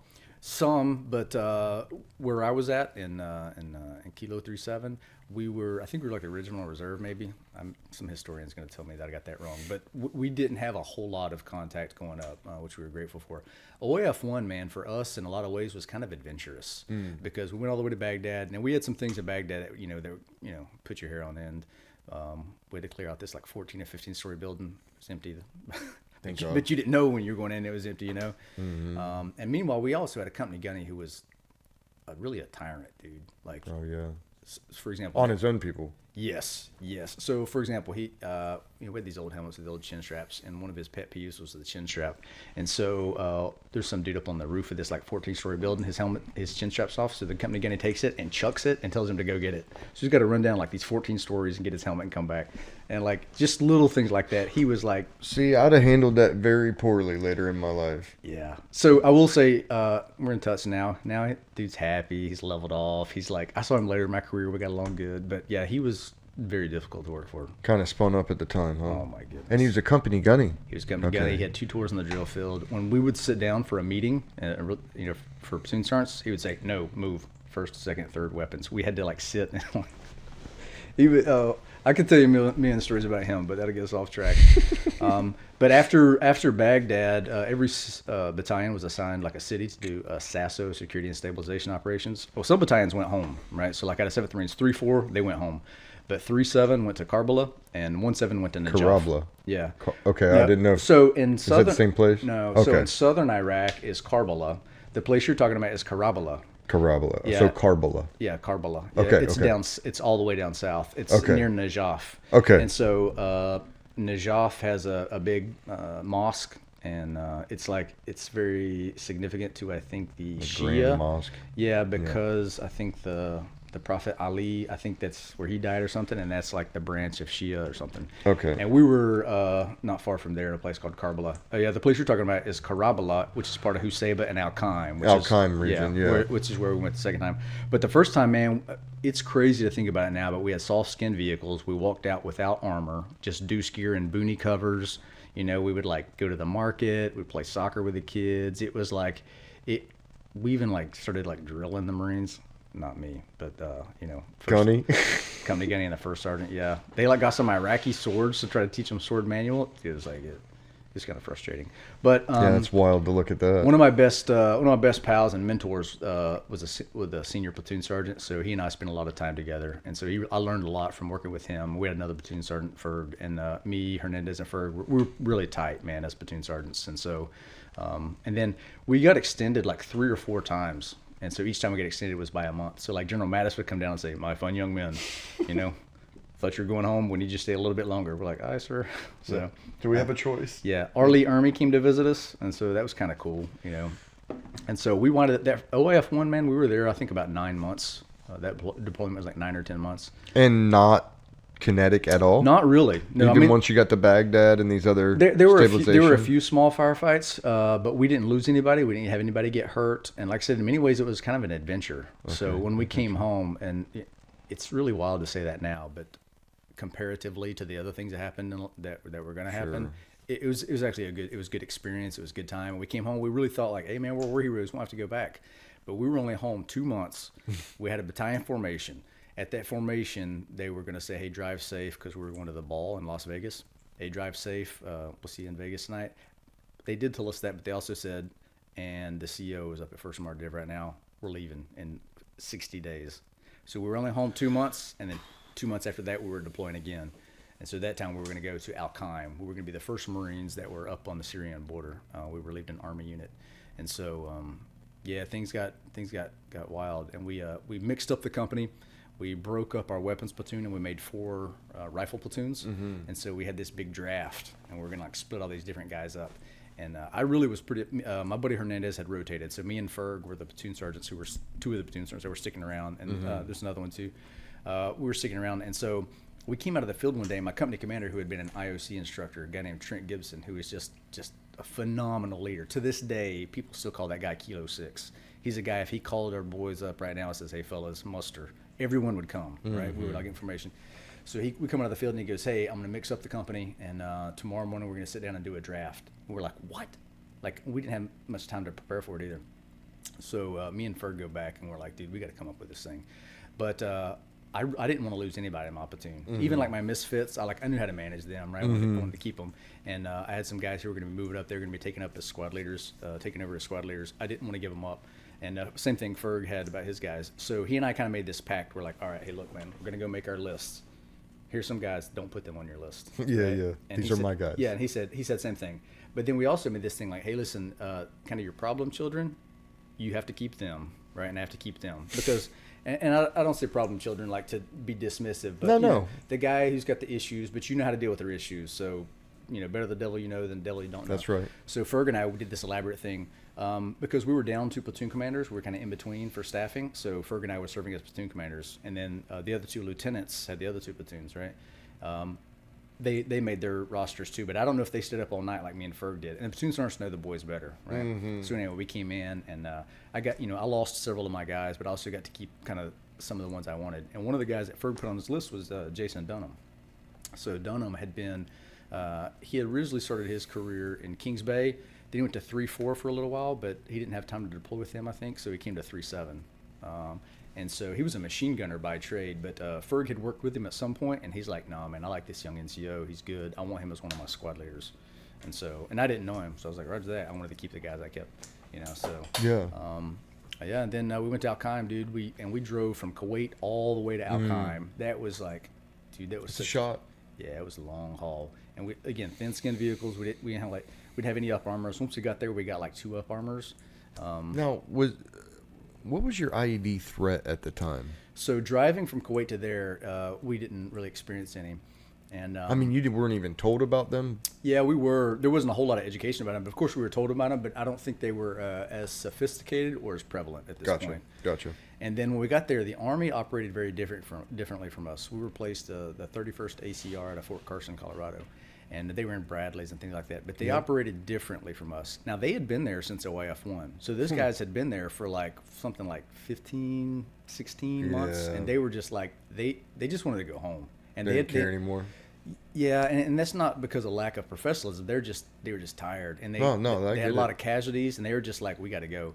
So we did some left seat, right seat with them. So I remember going out of patrol. It was a platoon commander, me as the platoon sergeant, my 3 squad leaders, and we were like in, riding out with them. Yeah. And they didn't have a lot of room for us, but we needed to go out. So I remember I rode in the back of an Abram, right? Or in the, whatever, there's like another little thing. So I was behind Hell yeah. I was behind, I think, a 50 cal. Anyway, I'm riding out. It's my first time kind of riding out in the tank, and the rest of my guys are in Bradleys. So we get out to one point, and they're just kind of showing us around. Well, we get out there, and by this point, we have digital deserts, right? And the Army's still wearing like the old tricolors, and so we look differently. So the enemy can physically see that there's a change happening, right? And so at one point, like, we start getting some small arms fire. So like me, the platoon commander, the 3 squad leaders, we like dismount, right? We start engaging, and we turn around, and the Army took off, dude. And what? Like, yeah. Like left you? Yes. So they circled back and they came to got us and they were like, "Hey, do not do that again. Do not do that again." So their TTP, they had been there so long and they were kind of armored up. Their TTP was when we receive smaller firearms, we just get out of the area. So they basically were kind of going around the city and not going in. Whereas we had been working, like we had the Brits come in and we were doing it at March Air Force Base and Old Base Housing, doing like satellite patrolling and dismounted patrolling and really aggressive things, which was that wasn't how they were doing business at the time, and also that was a shock to the enemy too. So we said, okay, hey, roger that, and so anyway, we didn't talk bad about those Army guys.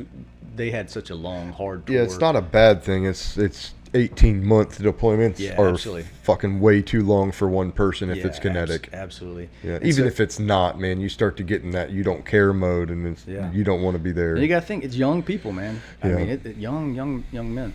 So anyway, they left, and for a couple of weeks, things were kind of quiet with the enemy. I think they were watching us, right, to see how we did things that were different. Yeah, and then they whooped it on, and so that was out of my 3 tours in Iraq, that was definitely the toughest one. And so once it started cooking, man, it seemed like every patrol something was happening. So small arms fire, and this is in fire, Al-Qaim, and 04. And so it got hot and heavy. I think at the end of the deployment, we wound up losing I think I had 27, 28 Marines that were killed, and from the battalion or the from the battalion, and my company lost I think 5. It's a lot. Yeah, that's a lot. Yeah, it was a lot. Yeah, and there's probably 3x that or 4x that injured. Oh yeah, it was, at least probably. Yeah, it was well over. I think something like 200 Marines that were wounded. It was a lot. And did you work Karabla?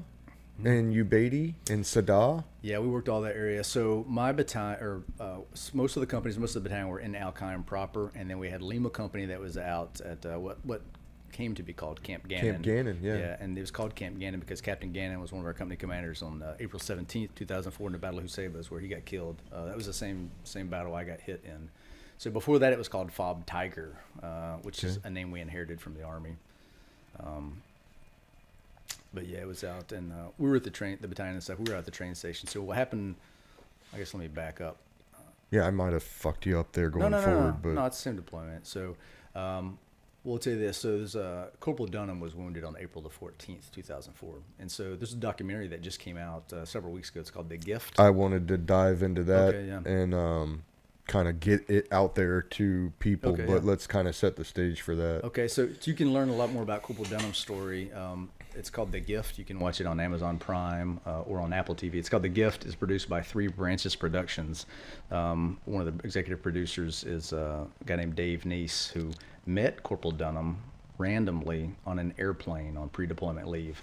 So Dave Neese is a Navy veteran, and he'd been working kind of film and stuff for some time. He did a documentary about Quezon once because he had a mentor in high school who was like a Quezon veteran and a Marine. He just became fascinated with that, and so he met up with a bunch of Quezon guys. He did a documentary about that. Then he worked in a lot of other broadcasting stuff. I think he works for like ESPN Sports or Fox Sports and a lot of things in film. But he just happened to be sitting beside what he describes this good-looking kid, this Marine from upstate New York who was flying home on pre-deployment leave. His name was Jason Dunham. And they talked all night on the airplane. They were flying from LA to New York. And so he said, all right, hey, good luck, take care of yourself, and hope the deployment goes well.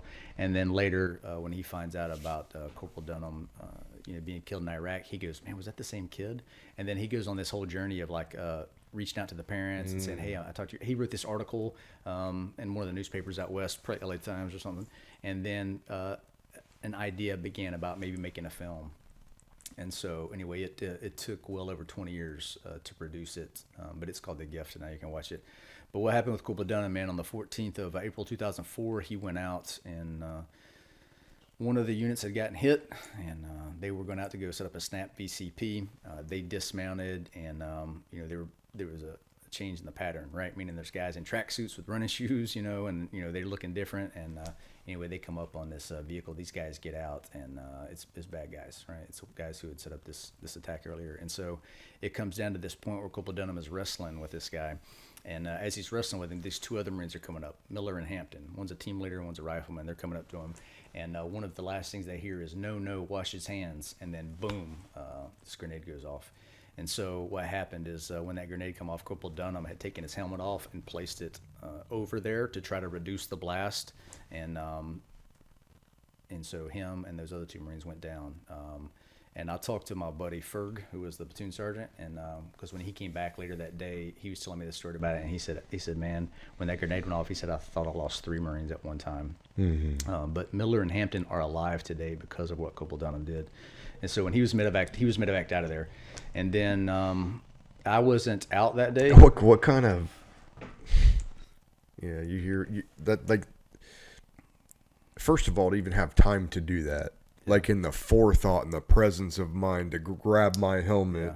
So like, and we talk about those things in movies and in boot camps and stuff, but that's hero shit. You'll see some of the interviews on The Gift, and they talk about how they had these discussions kind of sitting back around in the berthing, and he had rehearsed this. It's something that he had thought about ahead of time, and so he had actually rehearsed it, and then when it happened, it was really shocking when everyone kind of thought about what happened. Yeah. So it was. Yeah. It's like he knew it was coming. Yeah, and like he was a squad leader, he cared about his guys. He actually had to extend to make that deployment, and so his buddies, people would ask him, why would you do that? And he's like, because I want you guys to come home. And if you look at him, man, he was just a strong, handsome, good-looking guy. I didn't know him well. I knew him in the way a platoon sergeant knows everybody in the company. And so, like, you go up to the barracks, and he's like one of these guys, they got music blasting, they got their shirts off, they're like grilling steaks and drinking beer, like, hey, what's going on? And just like, and you'll hear guys describe him as being, not like a tyrant, not like one of these hammers. Like, he could turn the heat on, but he was also like, he was with the guys. He cared about the guys. If they were going out work a party filling sandbags, he's filling the sandbags with them, And so, yeah, just impeccable character, and just really kind of a model-looking dude. And so it's tragic on many levels to lose him. And I'll tell you something that's on the twist of fate is Corporal Dunham's birthday is 10 November, the Marine Corps birthday. That's really wild. It's wild. Yeah. And so that day when they came back, they were outside the wire for hours and hours. And I remember, like, when the medevac came, did you know they were in a tick? Like, you knew they were snapped up. You hear stuff on the radio, right? And so, right beside where the LZ was, we had like our little prison gym. So guys who were off schedule were lifting. And so if the bird would land, guys who were lifting would run out there to help, carry stretchers or whatever. Yeah. And I was sitting back kind of in my berthing, actually, like, this old warehouse on Al-Qaim. The back of it was like this locker room, and that was like where my platoon was berthing, and like the area where the urinals were, that's where the platoon sergeants lived. So there's like a urinal in my cot. Yes. So I'm like sitting back there, and one of my guys come running in with these rifles that are covered with blood. So it belongs to either Hampton, Miller, or Dunham. And he's like, hey, Staff Sergeant. And I said, hey, I got it. And so cleaned the blood off and turned it into the company armory. And so we waited, and when those guys came back in the wire, I was waiting for my buddy Ferg, right? Because with Steffens, he was with them. Okay, yeah, Ferg was out there with him. He's the platoon sergeant. So he was out there with him. And so, when you're like a staff to an officer, there's not all, you're in charge. And so there's only a few people that you can kind of decompress and talk with. So I just remember when Ferg got back, I got him like a Gatorade or something to eat because he's been outside all day. And I just remember the dude was so smoke checked, man. He's covered in dust. He's covered in sweat. They were out like all day, And then, we just talked about what happened. And so, and later when it was time to go to chow, the corpsman came over and brought some camis to us that had been cut off of the wounded. And so, you get rid of them. And so we don't want their buddies doing that. So before chow, I remember Ferg and I went to the burn barrel, and we're burning, the uniforms of these guys that just got hit, to include Corporal Dunham. And so I just remember thinking, like, man, this is... You have a sit rep on these guys. What's that? Like, what did you have an update on how they were doing, or is this you're talking immediately after, so you don't even know? This is like same day. We just know, like, hey, they're getting medevaced, right? And so then you kind of lose track of exactly what's going on. So updates would come, and that was on the 14th, and then of course I lost track of that too because 3 days later on the 17th we had a big the Battle of Huseva. So the entire battalion went out in zone, and so a series of actions escalated into us all going out there, and basically because we're on the Syrian border, which is very porous. All the insurgents from the region who wanted to get to Fallujah and Ramadi would come through Al-Qaim. And so their first chance to kind of like, get in a fight was with us there. And so there were several hundred fighters, and they went to the mosques and they said, hey, we're going to bring the fight to the infidels. So they told the locals to stay off the streets and, us being the infidels. So we went out, man, that day. We were supposed to go out and we're going to set up like some sort of cop at this like water treatment facility. So they're just going to kind of do a site survey and they do some patrols. But one thing led to another, and we all went out. And so I remember that day just telling the guys, like, hey, get all the water, batteries, get some chow. We're going out. I don't know when we're coming back. And we don't really know what's going on. So we went out, and sure enough, the whole company was fighting. And so we had like 2 platoons on line, 1 platoon reserve, and we were pushing through. And so we had PRRs, these inter squad radios, which didn't work really well in the built-up area. And I was traveling. At that time, I had 3 squad leaders: a corporal, a lance corporal, and a PFC second award. Shout out to my man Royer. Oh yeah, He's a war dog. Like, he's a stud. But Winston Churchill said it was the Stinkers had their part in winning a war too. Yeah. So he's another Ohio native too, man. So Royer, he's a war dog. Oh, it's like 30% of the infantry, isn't it? Yeah. I think Ohio and Texas, man. That's like they represent the Marine Corps. That's it. But my squad leaders, Johnson, Santos, and Royer, just amazing Marines. And so each squad, we had 10 men. And I had, there was a platoon commander who was on his first deployment. Me, I was on my second deployment, and I had a sergeant who had came off of recruiting duty as a reservist, what they call an EAD recruiter. So being a reservist and then a recruiter, and then he came on active duty because the dude just wanted to come to the grunts and fight. And so anyway, 1 sergeant, 1 staff sergeant, lieutenant. So with our 3 squads, it was our practice that the lieutenant would go with 1 squad, I would go with 1 squad, and the sergeant would go with 1 squad. Yeah. The day that we went out, I wanted to change with the sergeant because this 1 squad led by a guy named Danny Santos was going to be on the far west, the far south, right? And because I was a little bit more experienced than the sergeant, I wanted to be with him because we weren't going to be tied into anybody. And anyway, we're coming as we start getting in there. We're the PRRs don't work very well in the built-up area. Yep. So I said, hey, look, we're gonna go link up at each intersection, and we'll try to visually link up or try to get a comm check, but we'll bound kind of block by block. And at one point, I'm traveling with Santos' squad. Again, there's like 10 of us, and it's 2 fire teams, the way we're set up. And then I just remember thinking something intuitively said, man, we're all kind of like stretched out in this column in this alleyway. If we come up on some sort of automatic weapon, we're going to be, Whomp. Yeah, and I remember thinking like, when the long axis of the beaten zone coincides with the long axis of the target, enfilade fire. I don't know where that came from. Yeah. I guess squad leader school, right? But I was like, so I told Santos, I was like, hey man, we need to split the squad up because we're going to be a target. So as a platoon sergeant, you give guidance, but you also don't take over the squad, right? So there's kind of this balance. So he says, okay, I'll take this team, we'll go over here. So then we were like parallel moving up. There we go. And so as we're moving up, sure enough, man, we came up to a RPK, 2 guys shooting this medium machine gun from a 2nd-story window, and I was like, man, that's intuitively what I thought might happen. And so they start shooting on us. And so meanwhile, while we're fighting here, Santos with the other half of the squad is like a block away. They're also in a firefight. It's a separate engagement. Yeah. And probably tied in because, like when the shooting starts, you're definitely tied in. When the shooting starts, your world gets super small, Yeah. So at one point, man, an RPG flew like 18 inches past my head. It goes by, and part of it there's like debris, like with the fins that comes out. Part of it cuts me on my cheek, and I had this irrational thought. I was like, "Oh man, all right, I've been hit. That's it. I'm good now." Right? as if like you get your turn, and then if it's not bad, it's not bad. Yeah. So it's very irrational, but I was like, "Okay, well, roger that. We're good. Push." Yeah, and then we got up.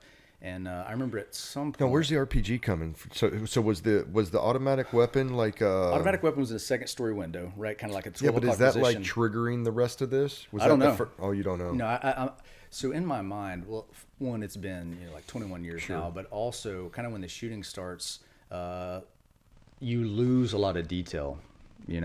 And so I only know what's happening right here in front of me because you're kind of constant. That firing or that action takes your attention right there. Yeah. So I just remember like RPG came by and it was like 18 inches past my head. Boom! It impacts on a wall behind me. We bound up, and I remember when I saw this guy in the 2nd-story window, I thought, man, I would like to just lob the 203 round in that window.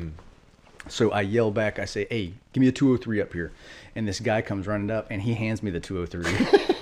I'm glad you laughed because that was my I looked at I meant the gunner. Get here. Yeah. I was bewildered. I didn't it was kind of funny, but I also wanted to punch him in the face. Yeah. But then I also thought, well, do I just take it and shoot it myself because I'm pretty confident I can do it. My own, but I didn't know if he had a round in a chamber, and then I didn't want to go through this whole. So I just went and so I just stepped out and I started firing. And I was one of the only dudes in the company that still had an M16A2. So I didn't have a scope. I didn't have nothing. But I was confident because I'd carried an A2 my whole career. So right before this happened too, I was arguing with a team leader. So I'm against this wall and he's against this wall, and he tells me he's up here, and I said no, he's up here, because I was talking about the RPK in the window, but he was talking about a guy on the roof. I didn't realize we were talking about different people.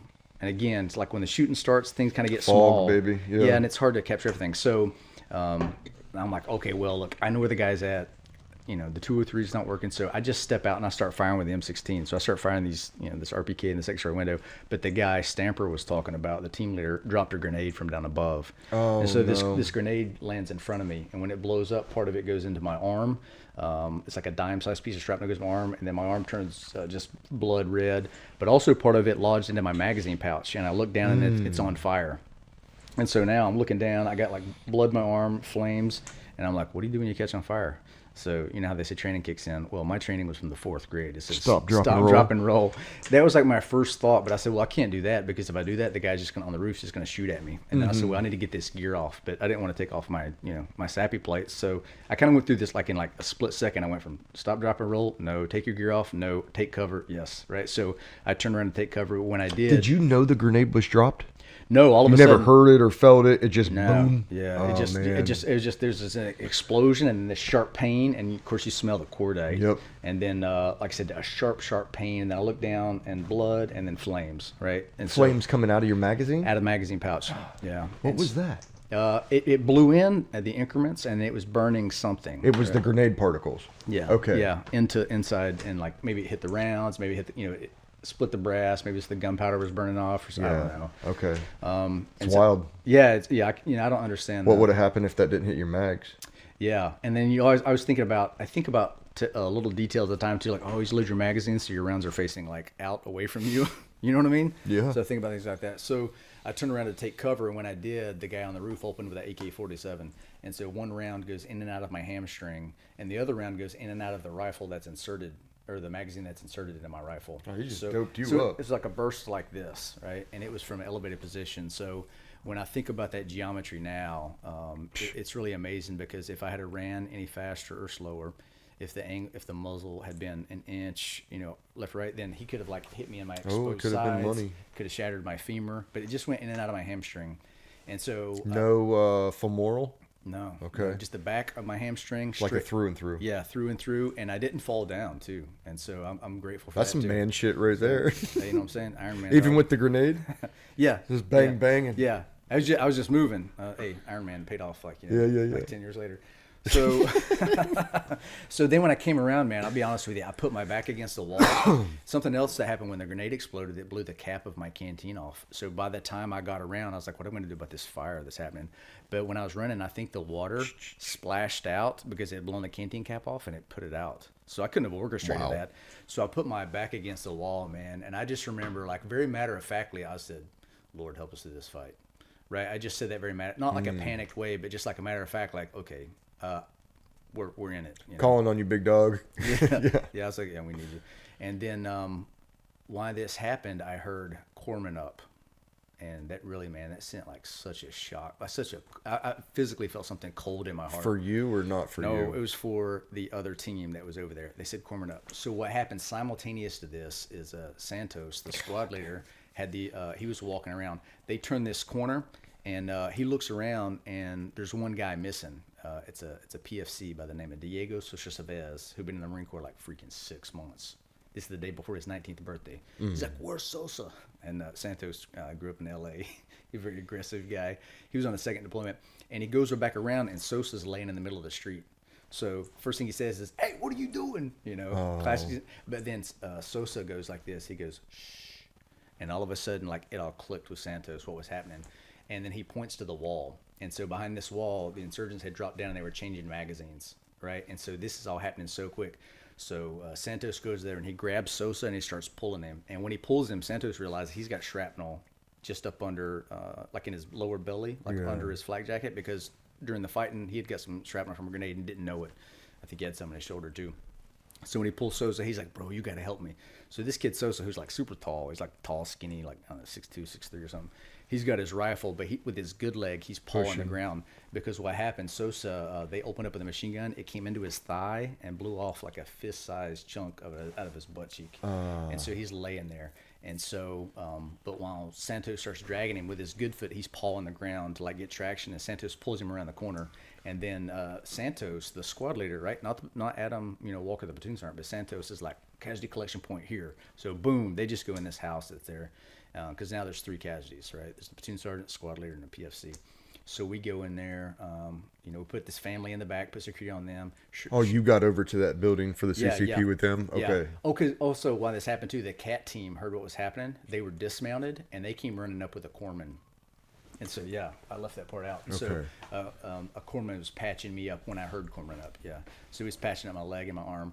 And I saw one of my guys kind of panicking, kind of like freaking out when he saw me getting patched up. And so out of the corner of my eye, I recognized like, hey, I need to focus these guys. Mm-hmm. So when Doc has patched me up, I said, hey, man, how are my tattoos? And he goes, what? I said, I got a lot of money in those tattoos, dog. And so it elicited laughter, right? And he goes, oh, I think they're good, Staff Sergeant. I said, thanks, dog. And the guy who was kind of like, freaking out a bit. When he heard that, he kind of chuckled. So I was like, all right, hey, brother, hey, cover the, east side or whatever. I tasked him after. Yeah, get him back in the fight. So that was an example that humor can, break it. Orient things, yeah. And that's when I heard Corman up. Excuse me, I told Doc, hey, go. And Doc goes, patch those guys. So we set up this casualty collection point in this house. And sure enough, man, there were some bad guys on the roof, a bunch of hot brass. And so we took these 3 guys and zip tied them. And then those couple of Marines who came dismounted from the CAT platoon with the corpsman, they came into this casualty collection point with us. And now I'm looking around, assessing the situation. And the sergeant who was with the CAT platoon, he comes up to me and he's got we used to have these yellow Garmin E-Trek GPSs. Yeah. Because again, gear wasn't like, no, totally agree. Flooded. So he comes up to me and he goes, hey, I know where we are. I'm going for help. And like, this was before I had a chance to kind of formulate what we're going to do next. And this goes, I think this is a testament to delegation of authority, a sense of ownership, a bias for action, and these things they teach you in the grunts. These guys didn't look to say, Staff Sergeant, what are we going to do now? They were coming up with the things we that got we're it. do. This is the plan. Yeah, and he says, I know where we are. I'm going for help. And I was like, man, that's a brilliant plan. I said, all right, stand by. Let's make sure that we got security in place before you bound. And so we put half. Oh, they're on foot going for help. Yeah, because they had dismounted because they couldn't get the vehicles up these narrow alleyways, and they had to bound back several blocks. Yeah, those alleys in that area are fucked. Yeah, it's spider webbed and skinny. Nightmare. And so we had the guys on the roof. I said, our security set, all right, go. So they bound back. And when they bound back, I found out some of this story later. One of the guys is like, hey, why did you hit me? Because he started, go, go, go. And he goes, I didn't hit you. A grenade bounced off your helmet. And so when they were bounding back, one of the dudes had a helmet or a grenade chucked at him and it bounced off his helmet. And they were just, did him out. They were headed back out of there. And so they made it back. Now we're holed up in this house. It's like 2.5 hours before they come to get us. And so, we didn't really have good comms. And, Doc stayed and, Sosa's getting patched up. So you're up in the CCP. Yeah, I'm in this house in the middle of Huseba with one squad of Marines. Oh my God! So and they know where you are. Yeah, and so the guys on the roof, I can hear them fighting off. And so at one point, I'm like, okay, I need to check on the guys. But I got this hole in my leg. Were you leaking out of your leg at all? He patched it up good. No? So Okay. It was in a lot of pain. It was getting weak. My arm was aching. But when I tried to go upstairs, man, I got super lightheaded. Mm-hmm. And I remember I put my hand against the wall, but I'm like, no, man, I'm the platoon sergeant. I got to go check on these guys. But then, as I got dizzy, if you're close to pass out, right, you get tunnel vision. And so I started to catch my breath, and then I heard like corpsman, and of course one of the Marines was like, Staff Sergeant, sit down. And I remember at that moment, I'm like, no, I'm going to be more of a liability if I pass out. Yeah. So I remember thinking, I got to trust the guys. And I got good guys. I do trust them. Let them fight. Yeah. Let them work. work. I said, I can't get up there right now. I got to trust them. Mm-hmm. And later I found out, as we get together and we start, what did you see? What did you see? At one point, they dropped this dude in another courtyard, and a little woman comes out and starts yelling, basically like saying like, why? And the Marines in great compassion said, because he's throwing grenades, get back in the house. But when the woman came out, they stopped firing, right? They lifted their muzzles, they kept security, they let her drag his sorry carcass back, and then they went back. So even in the heat of this like intense battle, they were very decisive, right? Clean, yeah. And so that just shows the professionalism. And these dudes are like 20 years old. Amazing. It was really, I was so impressed by those guys. So we're there like 2.5 hours, almost 3 hours. I'm starting to get nervous. Now, but you have no comms with help or nothing? Nope. Oh, man. We just sent a couple of runners back, and I think maybe our backup was to fire red pyro, but the whole battalion, the whole company had gone out, so we didn't have enough pyro to go around. So like I didn't even have the Red Star cluster, So we just had to like trust on like kind of freaking World War II style, like send runners. Mm-hmm. So we were there like 2.5, 3 hours, and I was getting nervous because it was going to get dark. And so they know the city better than we do and getting dark.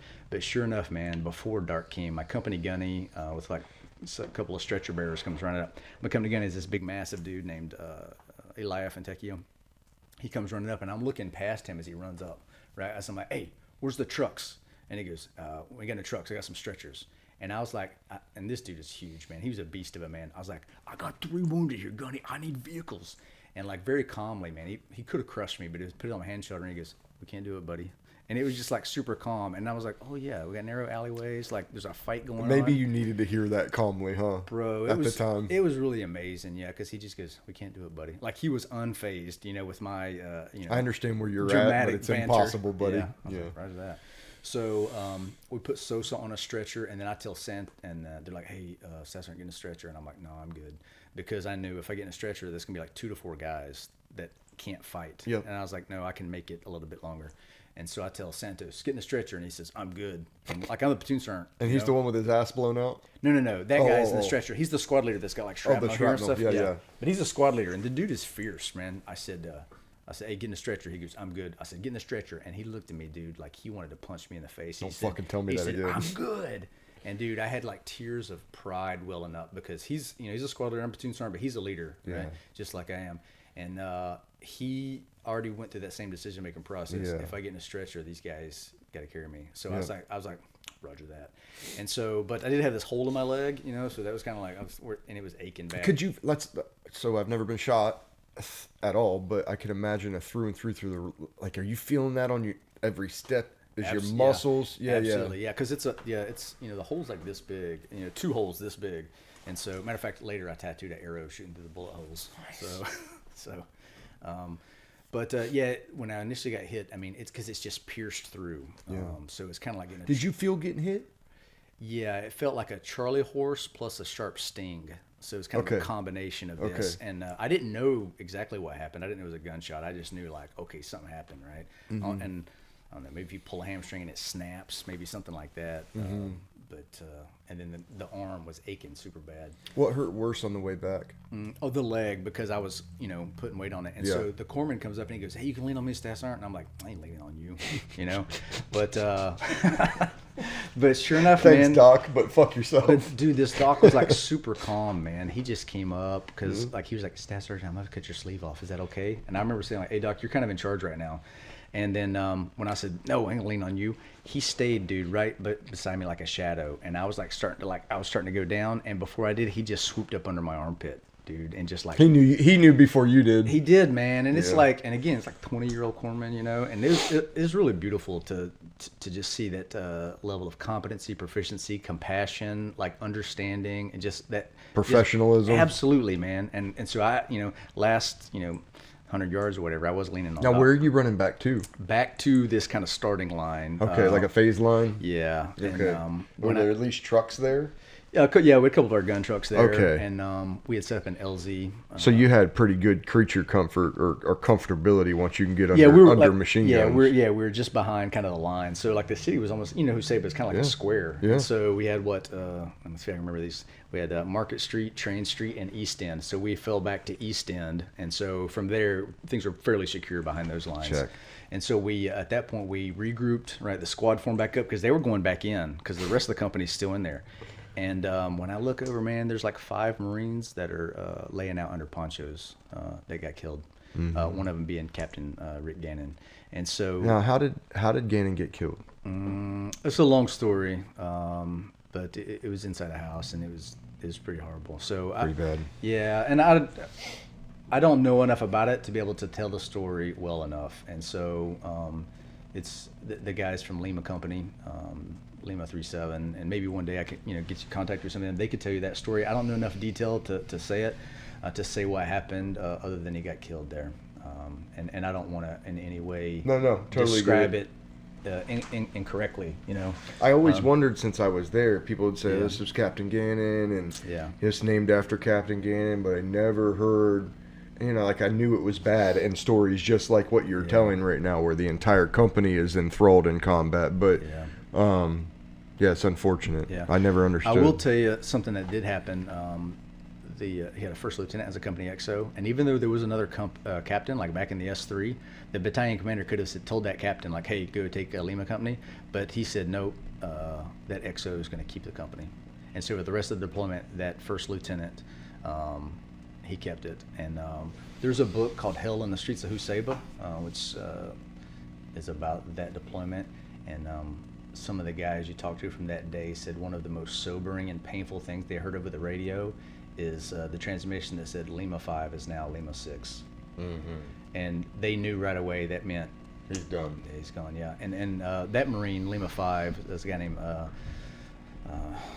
Dominique Neal, and we just lost him this past year. So he had, I think, pancreatic cancer. Oh, no. I can't remember if he was a lieutenant colonel or a colonel, but we lost him this past year, and it was so horrible, man. That's tough. When one of the things that I find most difficult is the guys who make it back from war, and then we lose them before they get to live long lives. And that type of tragedy, man, it strikes me super deep. Yeah. But yeah, I got back there. One of the most difficult things I ever had to do was to be medevaced and leave my boys while they were going back in the fight. And there's 5 guys who got killed in the same battle that are laying under ponchos beside me. And I just remember feeling like so incredibly low. Me, Sosa, Santos were getting medevaced out of there together. Santos went on to be awarded the Silver Star for that day, so as a Lance Corporal. And then he went on to be with one of the first Marine Raiders. So he's fuck yeah. Yeah, Danny's a stud. But yeah, we got medevaced, and then for the medevac journey, I wound up going from I went back to Al Qaim, then I went to Balad, which was a Army cash hospital. Then I went to Kuwait. Then I went to Germany. I spent about a week in Germany. You getting surgery and stuff done in Germany? Yeah, they have to wash out, see if there's any shrapnel. There's like a dime-sized piece of shrapnel that's deep in my arm, but they said, well, we'll have to wait later to try to get it out. I wound up carrying that shrapnel for like 7 years before I could find someone who would take it out. What, just highly? It was highly risky. Close to a nerve. They thought it might do more damage, and so they just left it. But scar tissue built around it, and so eventually I just had to get it taken out because it was, it was just bothering you. Yeah, it was bugging me. So, but I spent a week in ICU, and there were so many casualties there that they made me an outpatient. And so they put me on this shuttle bus and launched me like an hour away to some other like random barracks in Germany. It was like one of the lowest feelings in my life, man. Because I'm like by yourself. I'm by myself. Some of the wounded guys are in the hospital, so I can take a shuttle ride and go see them. But it's like, it's a long story. I have a blog. It's called Take It on the Left Foot. And on there, I wrote a series of essays about my medevac journey. So there's a lot more detail in there. I have one called Prelude to the Medevac, and then Medevac 1, 2, 3. I had to check it out. Yeah, it's got a whole lot of more stories about that. Where do you have that at? It's on my blog. It's called Take It on the Left Foot. And then if you well, your blog, where's that on? Just online. Okay. Yeah. TakeItOnTheLeftFoot.com. Oh, okay. I didn't know if it was like a Reddit or. Oh, no, it's TakeItOnTheLeftFoot.com, and then like there's kind of I've got different things on there. I've got like songs, I've got links to articles I've written, I've been on a couple of podcasts, and there's one called Reflect, and the one that says Reflect has got things like this medevac story on there. Mm-hmm. But I spent about a week in Germany, and then I wanted to get back to Iraq, and so the docs patched me up when I go see him one day. He goes, all right, man, we're going to fly you back to California tomorrow. I was like, I'm not going back to California. I'm going back to Iraq. And he looked at me, he goes, well, can you, and I think he needed to give me time to come to an understanding of how severe my wounds were. He said, can you change your own bandages? I was like, yes, sir. I didn't know if I could or not, but I said, yes, sir. So he gave me a whole bunch of supplies, like saline and like, gauze. And so I would have to like take saline, take gauze, soak it in saline, pack it into the gunshot wounds. 12 hours later, yank it out, and it would yank out like this dead tissue and all this stuff. And so anyway, after a while. Did that hurt? Yeah, it was painful. I would think I have to take like a Percocet 30 minutes before I changed bandages because it was some of the most physically painful stuff, because it was through and through, all the way through my hamstring. And so like every 12 hours, I'm ripping out these bandages. And you had to pack it all the way through? Yeah. Oh my God. And then it would heal from the inside out. Okay. Right? And then same thing with my arm, but the arm had shrapnel in there. But after doing that for like 48 hours, I was trying to like walk up these stairs and walk around. I got a cane, and I'm like, I can't be like jumping back through walls and throwing my deuce gear on. So I was like, okay, I guess I have to go home. And that was very hard, man. Mm-hmm. And so I go back to 29 Palms, and as soon as I get there, I'm just consumed with the idea of getting back. And so I healed up pretty quickly. The gunshot wound and the shrapnels, they healed up. The shrapnel stayed in the arm, but it healed up pretty quickly. And so I was just adamant, like, I got to get back. And so I just bugged everybody, and I got the doctor to write me a chit that says return to full duty. And then I went up to regiment, and I just like said, hey, I need to get back, because combat replacements are coming in. I was like, I need to get on the flight.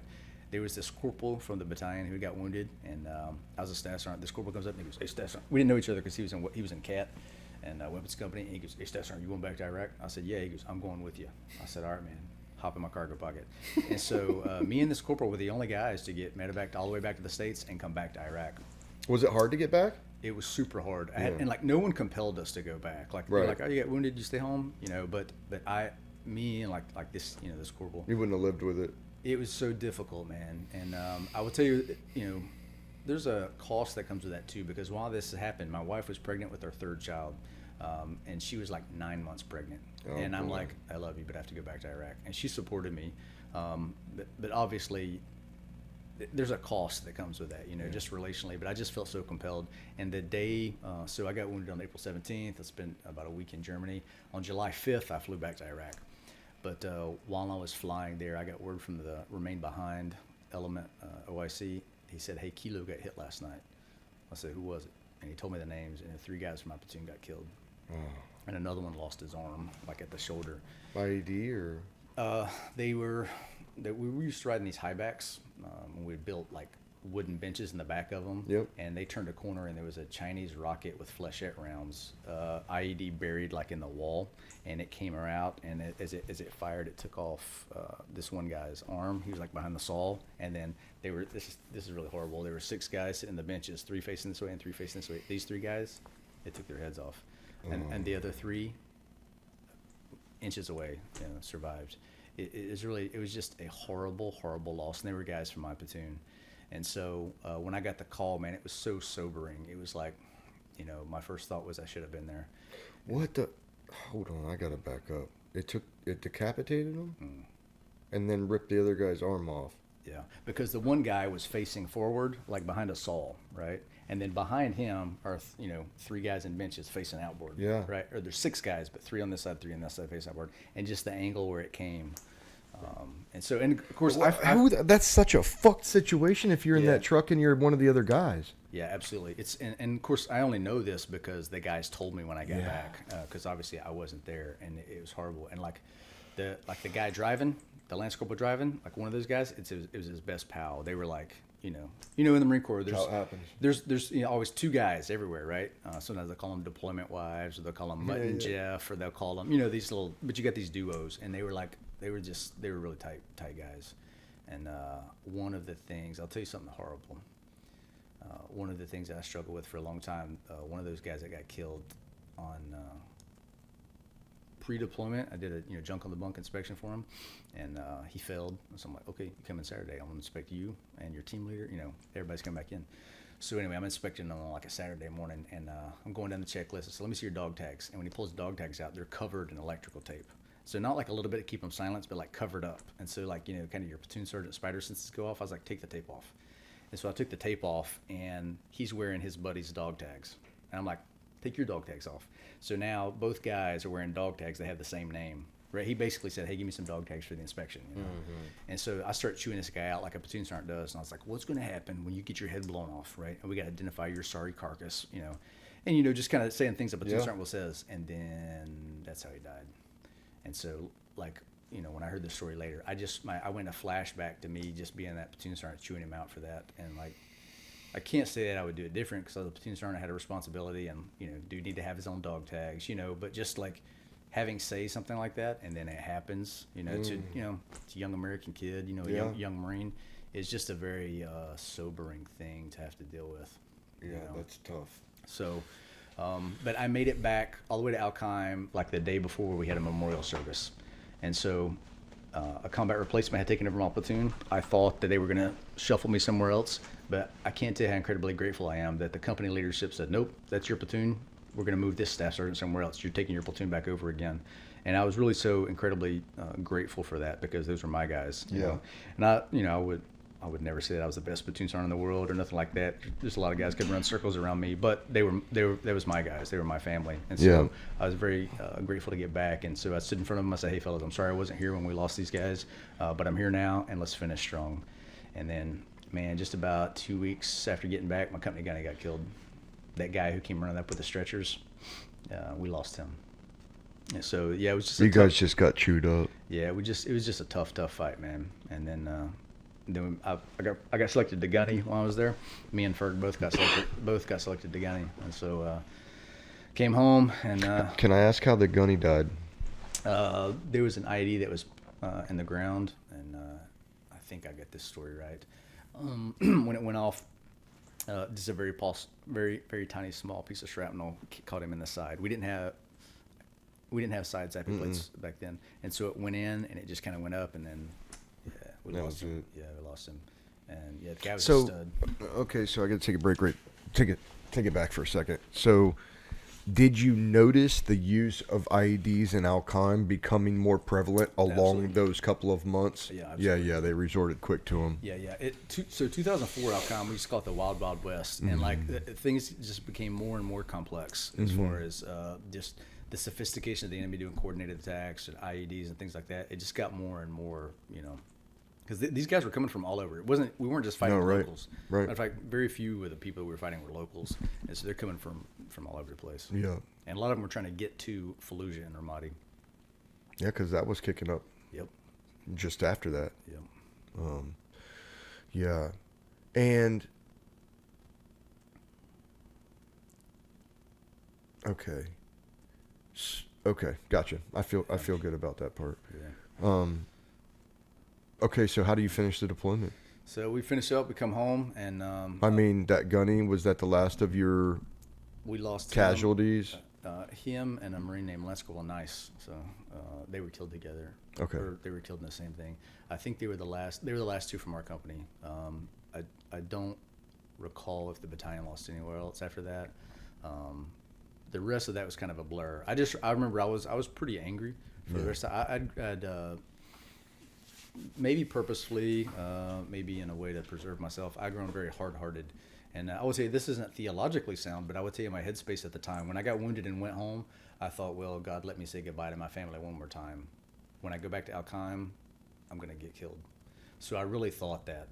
But I thought, like, I have to be with the guys. I can't be home while they're still there fighting. And so I honestly never thought I'd see my wife and kids again. I never thought I'd meet my unborn, daughter. And so I was quite surprised to come home. And I think I had some problems like a lot of combat vets do when I came home, because I was very surprised to have come home. And then people don't think that that's a big issue, and it's a big issue when your brain says, I'm not going to make it back, and you become lethal because you stop caring about coming back. Yeah. But when your mind checks out of coming back and then you come back, how do you come back? Yeah, it's tough. It's difficult. And then, like a lot of people, I went into some self-sabotage, and, Sure. lived recklessly and drunkenly. But, having a high metabolism, I could also, like, get up and PT and go to work and hide things pretty well. So it's you mask it, yeah. Yeah, and then of course the Marine Corps, the op tempo, you just keep going. So I came back from 3-7. I got promoted to gunny. I wanted to go to SOI to be an instructor and maybe get back to the East Coast.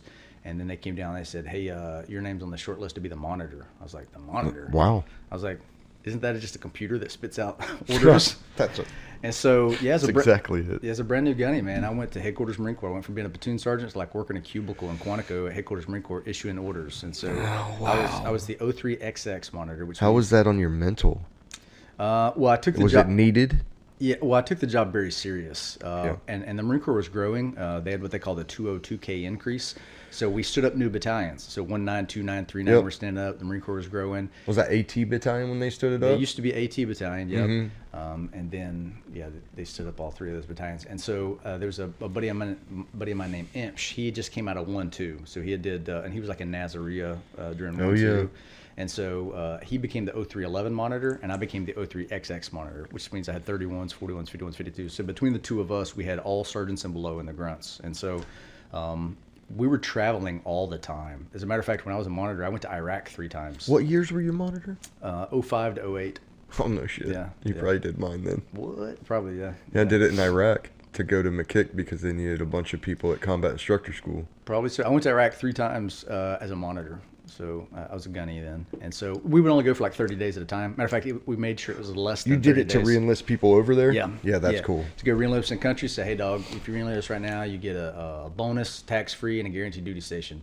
And it was exhausting because we would only fly at night. So every night we would fly to a different FOB, and then we would stay up all day and talk to Marines. Right? Say, hey, what do you want to do? What do you want to do? And so, that was exhausting. And then was that fun though to be over there to do that side of it, or was it not? Okay. For me, it's very gratifying because I'm like, hey, these are where the guys are. These are the guys we want. And there's something busted about being a Marine and being a grunt. Like once you go, if somebody's there, you feel like you got to be You there need to too. be there. Yeah. Yeah, you know, like even as a young guy, one of the worst things is for your company to go to the field and you not to be in the field with them. Oh, yeah. You know, it's like the guilt is. Like, It's guilt and it's FOMO. Like what's happening that I'm not being a part of. Yeah. So yeah, I enjoyed that. Matter of fact, I spent one of the Marine Corps birthday. I was over there and I actually re-enlisted as a gunny on 10 November in Iraq one year. So it was pretty motivating.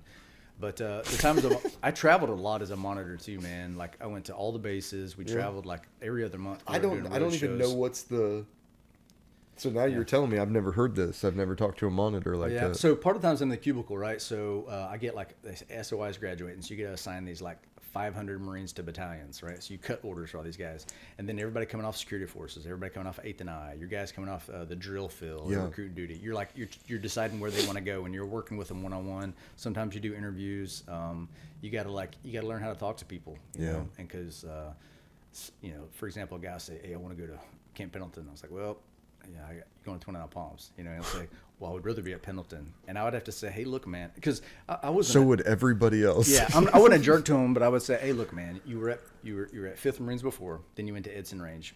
Now you got to go back to the fleet, and I'm sending you to 7th Marines. So you already had like 7 years on Camp Pendleton. Be grateful for that." I said, "Everybody at 29 Palms would rather be there," but I said, "Let me tell you how many grunts are in 29 Palms: 1-7, 2-7, 3-7, 3-4, 3rd LAR, 1st Tanks." TTECG where the coyotes are. Those are all grunts, right? And most of them would rather be at Camp Pendleton, I would say. But the odds are, if you do one tour there, you won't have to do another unless you ask for it. That ain't no guarantee. That's just the odds. And they'd be like, "Have you ever been there?" I said, "Brother, I just came from there. I got shot when I was there, and I missed missed my my daughter's birth when I was there." And they're like, "Well, crap. Okay." All right, you got me. So, and I wasn't saying that brag, but I was just trying to say, hey, look, No, man, but yeah. when you talk to some dude from headquarters of Marine Corps, he wasn't born in a cubicle. He has done what you've done, and he's going to go do it again. Yeah. You know, so. You know, I was never stationed at 29 Palms, Yeah. so this may sound rich. I wanted to have the training assets available to me as a grunt squad leader that they had. Yeah. Like, what is it, Morgan's Well? There's a training one for is that 2-7s maybe? There's like it's like a condensed maybe 400 or 410. I'm not sure because I left there in early 2005, and so they built, you know, with OAF and OEF, they built a whole lot of infrastructure there that I just kind of lost track of. Yeah, they just had the ranges at their fingertips is not like what we have on the East Coast as an NCO or even a staff absolutely. NCO. So Yeah, it's yeah. like I envied that side of it because if you wanted to have a lethal unit, that's probably the place you wanted to be. And there's not much libo, so what I mean is like Things to do. Yeah, you have to drive to get somewhere. So you have to drive to San Diego, Palm Springs, Big Bear, or something. But yeah, Joshua Tree. It's a premier training environment. So that tour was probably one of the most influential professionally as a Marine for me. And so, although it was the most difficult and things that caused me, you know, things I had to deal with later in life, I value it probably above most of the assignments I had in the Marine Corps. Yeah. And certainly those are the guys I'm the closest with. So the guys from Kilo, we still refer to each other, you know, as Kilo 6 or Kilo 5, like, you know, the billets that we had back then. Yeah. And so, yeah, it's very, very valuable. And a couple years later, man, when the Medal of Honor finally went through for Corporal Dunham, many of us guys from Kilo met at the White House. And so we were there when President Bush gave Corporal Dunham's family the Medal of Honor. So it was big. It was a very powerful thing. I was going to say, how was that? It was moving. So there's 3 different ceremonies. There's like one, of course, at the White House, but then there's one, I think it's like a Hall of Heroes in Congress or something. And then there's one that was at the National Museum of the Marine Corps. And so you'll see in that documentary, The Gift, you'll see a couple of snippets of those ceremonies. Mm-hmm. In fact, in that documentary, you'll see a quote, and it's a quote that I wrote and I gave to my company commander, and he used it at his speech. And that quote says, "All that we have has been given to us. What we do with what has been given is how we honor those who gave." And so that's where this idea of the gift came from. And you'll see that quote kind of attributed in the documentary as well. And so that's... I seen you in the part of it in the beginning talking, man, you look young. Yeah. I mean, you still look young, but you look really young then. Oh, yeah, if I shave, I look like a 14-year-old boy. So. No, man, that's good, and I'm glad that the guy did it. I'm glad that you guys all as a unit, and anybody that was involved in that is doing it because it's raw. Yeah, It should be. we stayed pretty close. And last week, man, was really, really difficult because one of our guys took his life a week ago. And so sorry to this hear guy that. served, did 3 tours in Iraq. He served Purple Heart, and he would have turned 41 like in a few days. And so it was just tragic because it's I don't know what all he was working through in his heart and head, but he succumbed to it. And for a guy to survive war and not live a long, happy life, it wounds me very deeply, And so a lot of the guys, they were closer to him because I was his platoon sergeant. So, of course, I knew him, he's one of the brothers, but I wasn't peers with him like the guys who are lance corporals and corporals with him. And so I really feel a burden for their grief and that. And I will say some of the veterans that struggle the most are the ones who don't retire or they don't stay around the military community, so they feel isolated. The guys who are connected with community and they have a relationship and contact with one another have better coping mechanisms. Sure. And so I'm a firm believer in that, So Yeah, it's unfortunate. It's unfortunate, but it is something in our community. Yeah, brother. It is a real thing in our community, and I don't know how much of it is aided by alcohol, but my spidey senses say most of it. Yeah, because it's my belief that alcohol removes inhibition. Yep. So if you already are tempted to go run around and chase women, or if you're prone to just you're going through a season in life where some of those kind of depressive and just those really just tragic and sad thoughts, and alcohol amplifies those things, and they remove inhibitions, which in your best self would prevent you from making a bad decision. Yep. And it also changes the chemical, I don't know anything about neurology or physiology, but it does something to the chemical wiring in your brain, your patterns, things that trigger. So, you got to take a break from that, man. And it's a depressant. Yeah. That's what it does. Yeah, that's right. And it brings those memories up, and then your inhibition's gone. Yeah. Or you black out and you have no control anyway. A lot of Marines know what I'm talking about as far as blacking out. Yeah, absolutely. And so you have to, when you're clear-minded, you have to make good decisions. Yeah. And then you have to stick to them. And so you got to apply the discipline to your life. Okay, I'm not going to drink today. Okay, I'm not going to drink this week, right? Or I'm going to go work out, or I'm going to get outside, get some fresh air and sunshine, right? Sure. I'm going to start eating better. I'm going to get off the couch. You got to make some decisions. Then you got to be disciplined and kind of think back to, kind of the good times you had in the Marine Corps. Like when you had a good basic daily routine, you had a squad leader telling you what to do, and you almost have to in your mind say nope, this is that. Yeah, I got to do that, because those habits and those routines will help you climb out of the dark space, Sure. Yeah, a good routine mixed with keeping like-minded individuals. Yeah. People just don't realize that people like us, we need each other. Absolutely. And when you go isolate somewhere for a period of years and you don't feel like you have anybody, a lot of guys get out and they move back home, and and some of them do really well with that. My experience, guys like us do not do really well with moving back home and trying to assimilate back, at least without. Yeah, I never thought I would, of course I live down here outside of Camp Lejeune. I never thought I would retire here, but because I prefer to be back in the mountains and the hills and stuff. But I will say that I probably have a greater sense of community, a lot of contact with brothers, and just being around Marines in general. I get up and go to the gym, I see young Marines, and sometimes they make me mad. I'm like, nasty little thing. But other times too, I see something motivating, and I'm like, okay, yeah, no, this is still still a good culture, still a good place. Yeah. I was at the gym today over on Geiger, and there's Marines in there getting it. And I'm like, yes. Oh yeah. Yes. Yeah, I like seeing that too. Even young guys, young guys that are informing platoons haven't even picked up at SOI, but they're over in a gym, trying to stay with us. Good. Yeah, that's good. That's good. But yeah, man, I finished. So when I was up there as a monitor, I will tell you, a lot of grunts, I had always thought that I wanted to be a rifle company first sergeant, infantry battalion sergeant major. But up there as a gunny, I had to start making some decisions. And I traveled around the Marine Corps a lot. I met a lot of people. And I will tell you, and around the 2005, 06 time frame, most of the master sergeants and master gunnies I saw in the grunts did not impress me, and that really bothered me. And I began to think about things that out of your, say your 0369 gunnery sergeant infantry population, you siphon off some talent to go become gunners. You siphon off some other talent to go become first sergeants. That doesn't mean to say the people that are left behind are, second or third string. That just means there's a smaller gene pool from which to make good ops chiefs. And I knew that I wanted to stay in the infantry. And so I started kind of thinking about what's my path going to be like. And also there was this crusty old sergeant major dude. He was like 147 years old. He was a, dude, Archibald himself. He was amazing. His name was Gary Weiser. So anybody that worked with him, he was a very professional guy, but he looked scary. He looked old, and he was extremely competent, extremely professional. So, and I think he kind of liked me and my buddy, the other, because there weren't many gunnies up there working as monitors. So they called us the Wonder Twins. And he's like, so twins, what do you want to do? I was like, well, I'd like to be a rifle company first sergeant. He looked at me like I was an idiot. He goes, you already have been in a rifle company. He said, if you become a first sergeant, I will send you to an I&I or send you to the MLG. Then if you become a sergeant major, I will send you to a squadron in the wing or a recruiting station. Then maybe as your second tour as a sergeant major, I'll send you to an infantry regiment.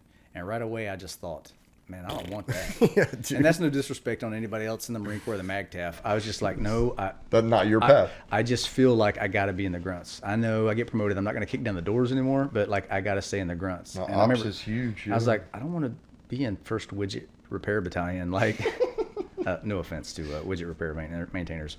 So I said, that a thing? I don't know. Okay. Probably. I don't know. There's a lot I don't know, but I know maintainers work hard in general, right? But I just want the culture that I wanted to stay, the subculture within the Marine Corps, stay in the infantry. So I put M on my fit rep. And the first time I did that, they're like, hey, you know that doesn't mean male, right? I said, yeah, I know. Check. And they said, well, if you put M on there, it's going to take you longer to get promoted. But I'd actually got promoted to gunny really fast. And my entire time as a gunny, I was the monitor. And so I hadn't served as a company gunny. And that was like, that's the pinnacle of the job that I wanted to have. And so I thought, perfect. If it's going to take me longer to get promoted, I can go back to the fleet. I'll still be a gunny. Yeah, be a gunny. But lo and behold, man, I got selected to Master Sergeant pretty young. And Good. so I was like, How young's pretty young? I'd been in the Marine Corps like 14 years. That's pretty good. So, and then I was like, and I was leaving MEA, so I was like, well, I want to go back to 7th Marines, because 7th Marines is like the land of misfit toys. Once you get that on you, you're like, nah, I want to go back. You know, You got a little hook. those are my people. But the monitor who was sitting right next to me, he goes, nope, you're not going there. I was like, what do you mean? And he's like, well, I only need like 4 mass sergeants there, you know. And he says, and I already got guys there. I was like, okay, well, I want to go to, what battalion can I go to? He goes, well, I don't want you to go to a battalion. I was like, what do you mean? He said, look, if you go to a battalion, you'll be the weapons company ops chief. You'll be the biggest company gunny. But you're entering a new phase of your career. You need to learn how to be an ops chief. And, I'm like, I wanted to stay at company or battalion, right? But I also know that there's responsibilities moving forward. So I said, okay, then what's the best place for me to go? He said the best, and this was like 2008. He said the best place for you to go is to go to an RCT, go to a regiment that's deploying to Iraq for a year. And so those two those two regiments were 6th Marines and 8th Marines. So he looks at me and my buddy. He goes, one of you go to 6th Marines, one of you go to 8th Marines. And it didn't really matter either way. So Yeah. I look at my buddy. I go, well, I was at 2-6, so I go to 6th Marines. He said, I used to be in 2-8, so I'll go to 8th Marines. So that's what we did. Perfect. So he winds up deploying to Al-Assad for a year, and I deployed to Ramadi for a year. And so I very fortunate. What year is this? 2009. 9. Yeah. Okay. And so I was very fortunate, man. I had a master gunny who came from the West Coast. He was a battalion ops chief out in 5th Marines somewhere. And then he came out here to take the RCT-6 as the ops chief. And the dude had been in like 10 years longer than me. So the challenge is I'm supposed to be his right-hand man, but he's got a decade of service on me. So I was like a baby kangaroo in his cargo pocket. Whatever he did, I did.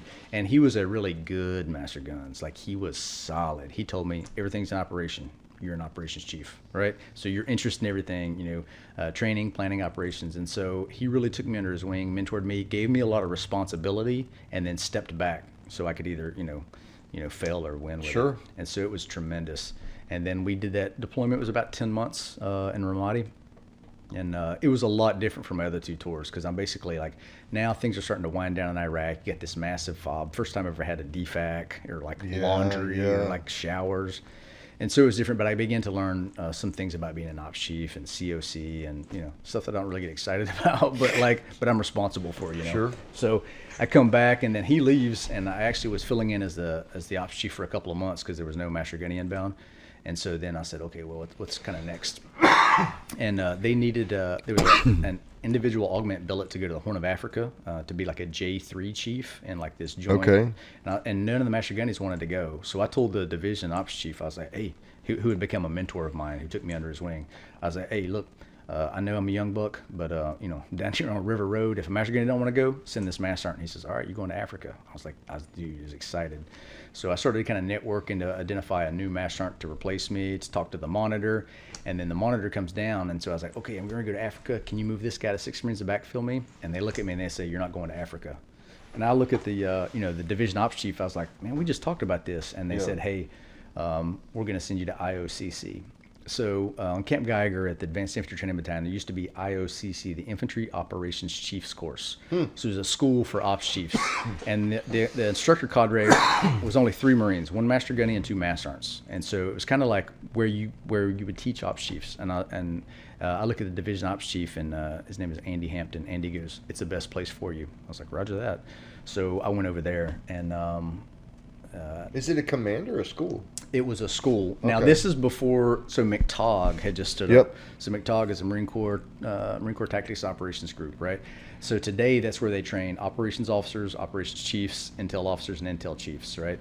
But they had just started standing up. So during my time at AITB, working at IOCC, we actually moved the ops chief course to 29 Palms. Okay. So I taught 1 or 2 classes at Geiger, and then I spent the next year, like in 2010 and 2011, I spent almost all my time out in 29 Palms doing kind of left seat, right seat, handing that course off to McTOG. Check. So during that time, I worked with, that's where I met a whole lot of master sergeants, a whole lot of master gunnies. I got a lot of responsibilities.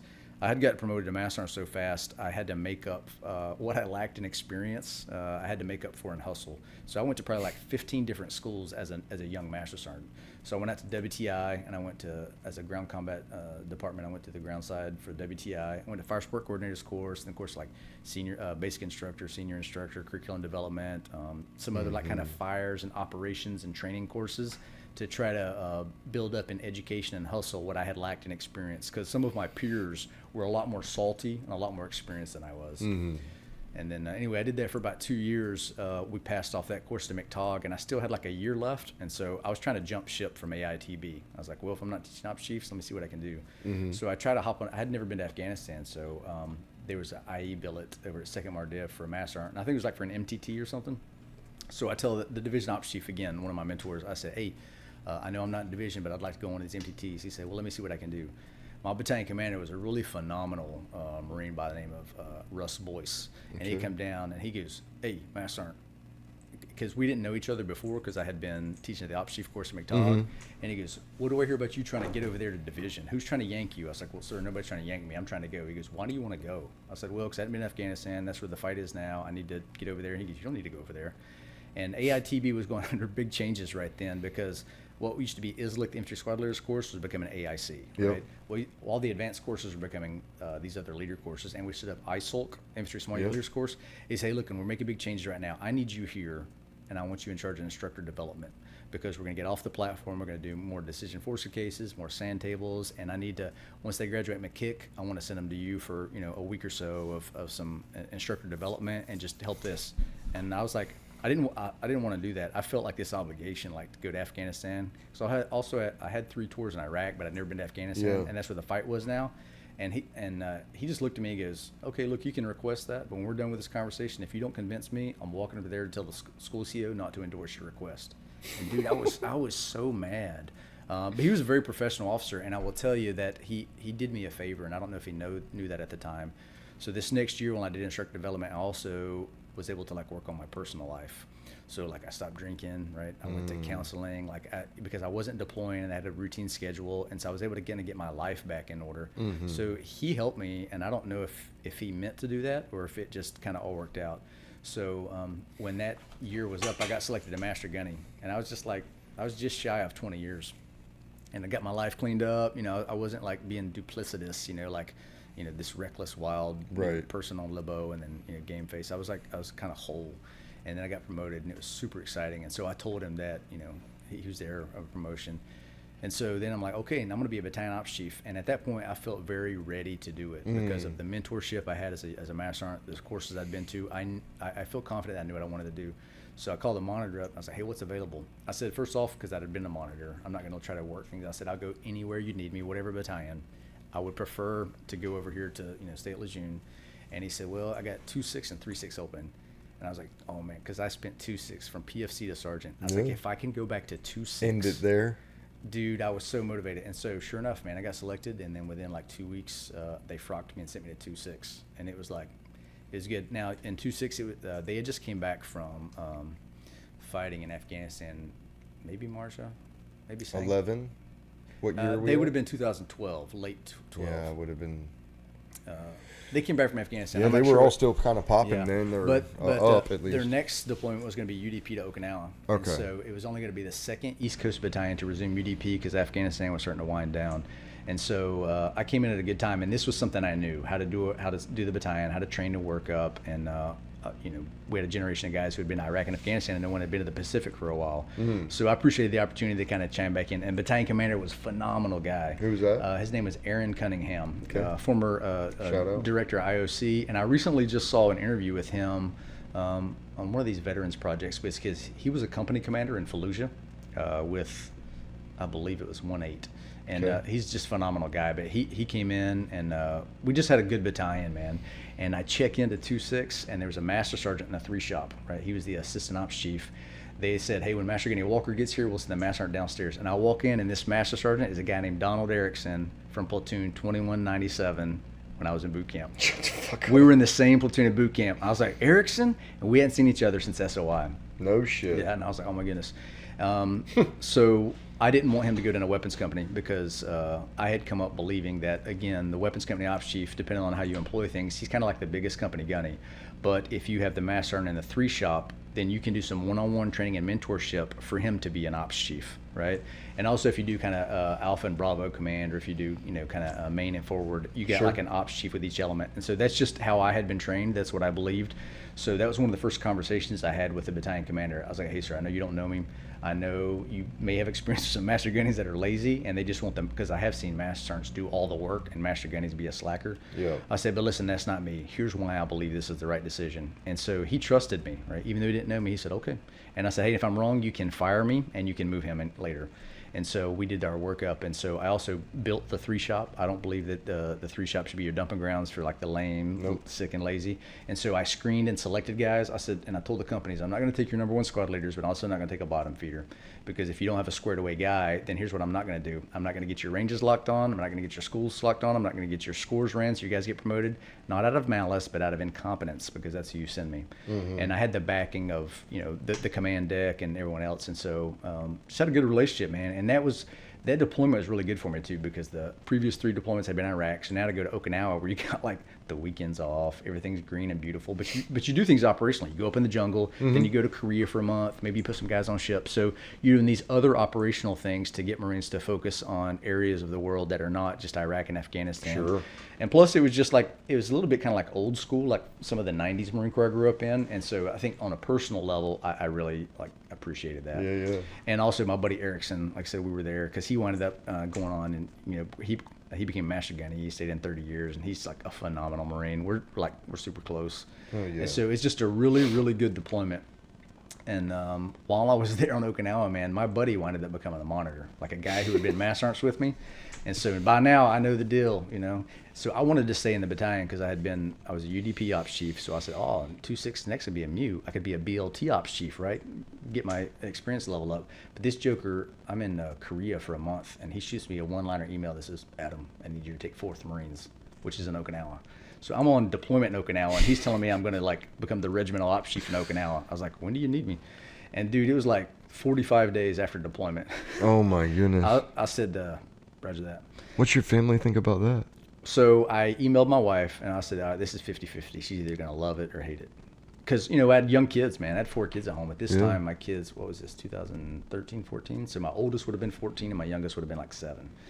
And so she's like, let's do it. I'm all for it. I was like, roger that. Oh, fuck yeah. That's great. Yeah, came back, finished the deployment strong, built a good solid 3 shop, got my replacements in.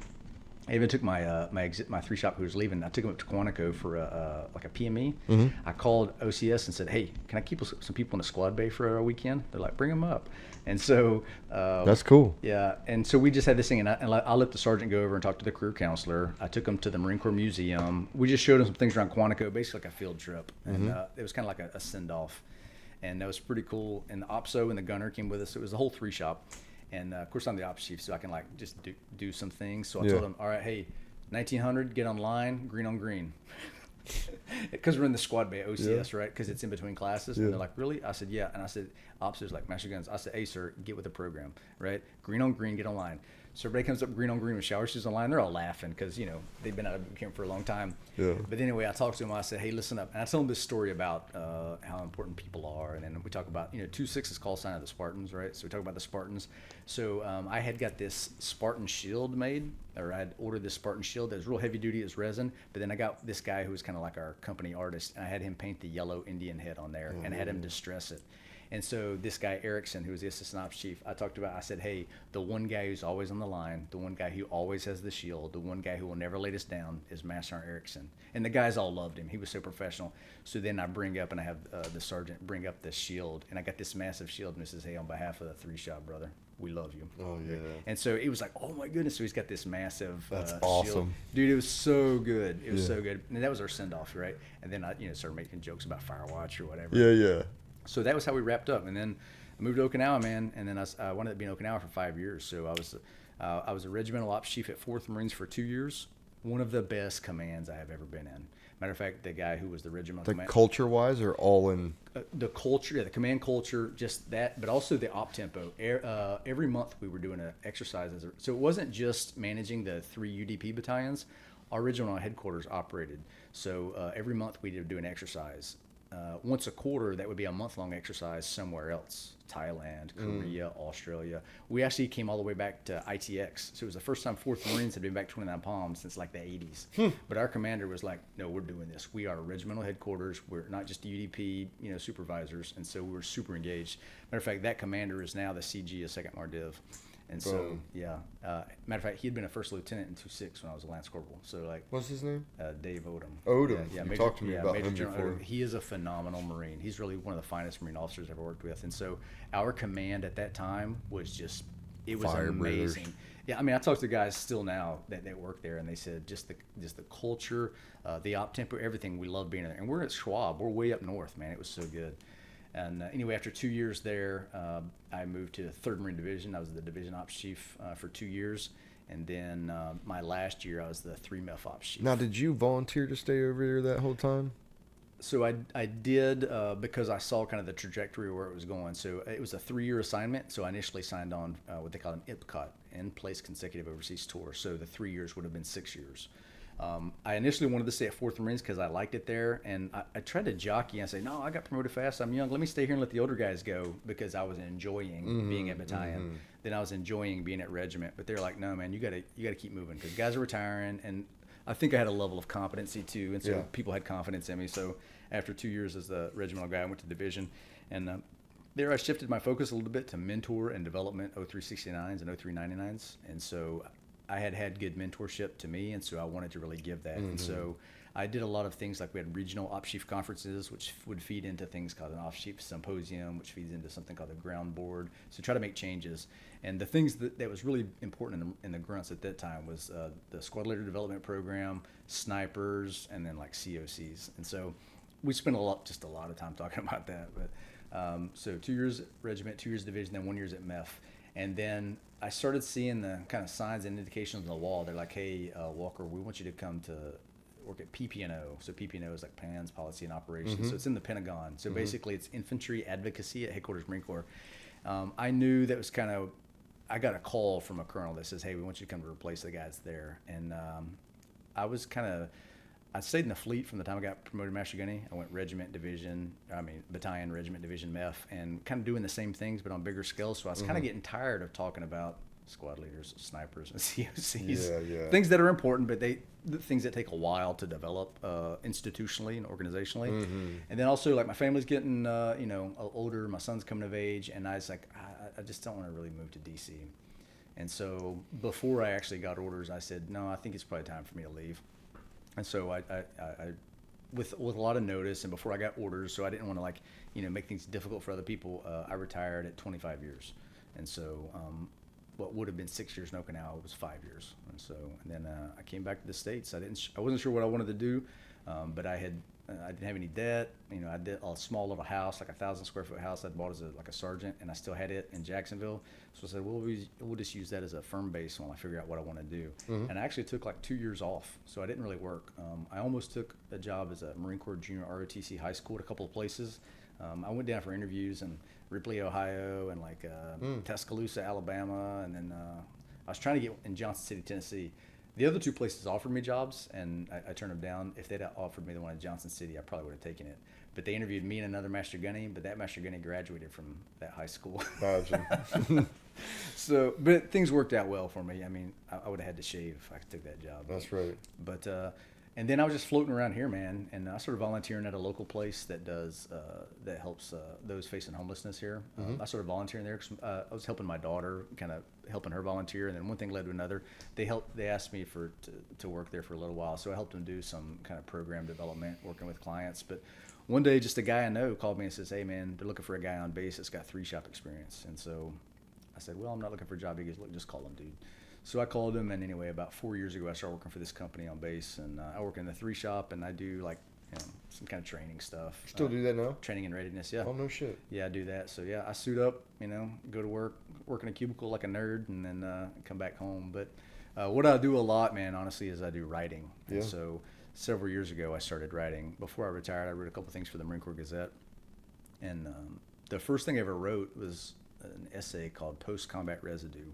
And I described this analogy of having a stain in a coffee cup. And that doesn't mean the coffee cup is unserviceable. It doesn't mean it's broken. It just shows evidence it's used for its primary purpose. And so they published the article, and I won something called the Sergeant Major of the Marine Corps Writing Award for the first thing I ever published. And that really boosted That's awesome. I appreciate it. It really boosted my confidence. I had a buddy of mine, a Sergeant Major named Kramer, Howard Kramer. He called me and says, "Adam, congratulations. I didn't know you could read, much less write." Which was just perfect. But it really boosted my confidence. I was like, well, maybe I can write. So I wrote a couple other things. So by the time I retired, I think I had like 7 articles in the Gazette. And then when I got out and retired, man, I just really decompressed. I did a lot of backpacking and hiking. I fixed up this little house. I did road trips with the family. And then I started working, in this, contractor job, working in a cubicle. And then I started writing again. And so I wrote a couple of essays for The War Horse. Yep. So that one is I wrote a story about, I went to Iwo Jima 2 different times, both Iwo Jima trips. I was there for 3 days and 2 nights, once as a sergeant, once as Master Gunny. I wrote an essay about that. I wrote one about my squad leader, and then I wrote another one called That Day Over There, talking about reflecting on being wounded, coming home and dealing with those things. Then I wrote a whole bunch of funny things for We Are the Mighty, which is an online platform. Okay. And so some of those articles, things like walking on the grass and 5 things that almost made us lose the Cold War, or 10 signs the Marine Corps is a cult. Yeah. So funny things like that. And then a couple years back, I started writing for At Ease Veterans Magazine. I'm currently the head writer for them, and so that's been good. It's challenged me. I interview veterans. I do other stories. I do book reviews. A couple of months ago, I interviewed Jack Carr. Yep. So Jack Carr just wrote this past year, his first nonfiction book called Targeted Beirut, about the bombing of the Marine Barracks in 1983. So I interviewed him, and in our spring issue, he will be on the cover of that magazine. So, and then for the listeners of your show, I also interviewed you, and we put Lions of Marja in there, which is in the winter 2024 issue. So that's pretty good. And then starting next month, man, I'm really excited. I'm going to have a column in Leatherneck magazine. Oh, nice. So it's going to be called Lessons from the Smoke Pit. Yep. So it's not a monthly column. It's going to be a quarterly column, but it's basically an essay that will kind of talk about leadership and stuff a little bit, but also it's going to have some humor to it. And so the first one is just an introduction to the smoke pit and this concept of it being informal, but also just reaching and connecting with people, and kind of culturally and timeless thing that goes across ranks and everything.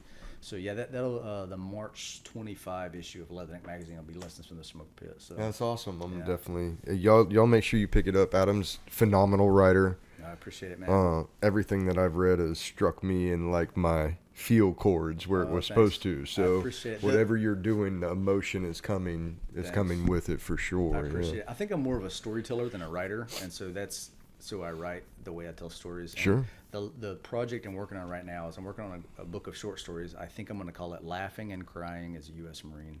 And so it's all short stories. Most of them will be funny, but some of them will be like some of those difficult things serious moments. Yeah, serious moments about the war, losing guys, some hard things you do as a leader that are just hard, hard-hearted, hard emotionally, but you have to do it because of combat. So About 20% of them would be like tough, but most of them would be funny. And so I'm about 30 chapters in right now. I hope to get 50 stories done. So we'll see. That's awesome. Yeah, I appreciate it, man. Man, that's awesome. Advice to anybody that's hitting right now at any level, you can choose. What would you tell them? And I say hitting, I mean they're training. They're training. A lot of the combat slowed down a little bit. You know, maybe you have some SF going down to do cartel work, and outside of that, there's not a whole lot for the regular grunts going on, but it's coming again. Yeah, right now we're maybe at the lull between a fight. It probably doesn't feel like a lull with your op tempo and training tempo, but a fight is definitely coming. And what I will tell folks is the number one things to do is that relationships matter. You know, I wrote that essay that said I had the best squad leader in the Marine Corps. He never took me to combat. He got out before 9/11, but I wound up doing 3 tours in Iraq, and I stayed under Master Gunny, and I became the Marine that I became in large respects because that squad leader that I had before combat. And if you think about things like, you know, we talked about Corporal Jason Dunham, Medal of Honor recipient. Before he ever went to combat, he had some squad leaders. He had some team leaders that invested in him. I don't know anything about them. I don't know if they were good, if they were bad, or if they're influential, but they invested in a man that went on to become a Medal of Honor recipient and become a legend in our culture. Yeah. So the Marines that are serving right now, they may or may not go to combat, but the Marines that they are training, right, the Marines that's maybe they're condescendingly call them a boot or they're treating them bad, that guy might be the NCO that's going to be, you know, a next recipient of valor. Yeah. Or he can be a senior enlisted leader. And so relationships matter. And then when you take off the uniform, those relationships continue. And so that's what I would tell people who are serving right now is that relationships matter because, you know, connecting with your people, Marines love each other. They may not like each other, right? But they love each other. You know, I'll say, I trust this guy with my life, not with my sister. You know, that's the culture, but investing in people. And I can tell you, when I talked about that experience at 4th Marines, I remember that commander and that sergeant major used to tell the Marines regularly, hey, Marines, I love you. I love and I want to tell you that while you're still alive. And the people actually, I mean, they believe that deep in their core because of that climate we set. So there's guys who are out of uniform now who feel 100% confident reaching out to the guy who's now a general and say, like, hey, sir, this is going on in my life now. I just want to know I love you. And he genuinely appreciates that. And we'll tell that to them. Yeah. So I would say just invest in relationships because people are matter. Because the hardware is going to change. Technology is going to change. TTP is going to change. Where we go fight's going to change. But people are always going to be people. Check. Yeah, man. All right, guys. You heard it. Adam. Man, I appreciate you taking the time, coming on the sand. Man, I'm honored, man. I appreciate it, brother. The stories, and I'm sure we'll continue to work together. Yes, but for this time, guys, that's choices, not chances. Master Guns, Adam Walker, closing it out for us, and I hope you guys enjoyed this. Let us know in the comments like what you think about the episode, what your favorite parts of the episode were, and definitely if you want to reach out, send a message out, and make sure that it gets over to Adam in a timely manner. Until next time, guys, make sure you check it out. You like, subscribe, follow on whatever platform you're listening to or listening on right now, and it'll help get these stories out to a bigger audience. Choices, not chances. Signing off.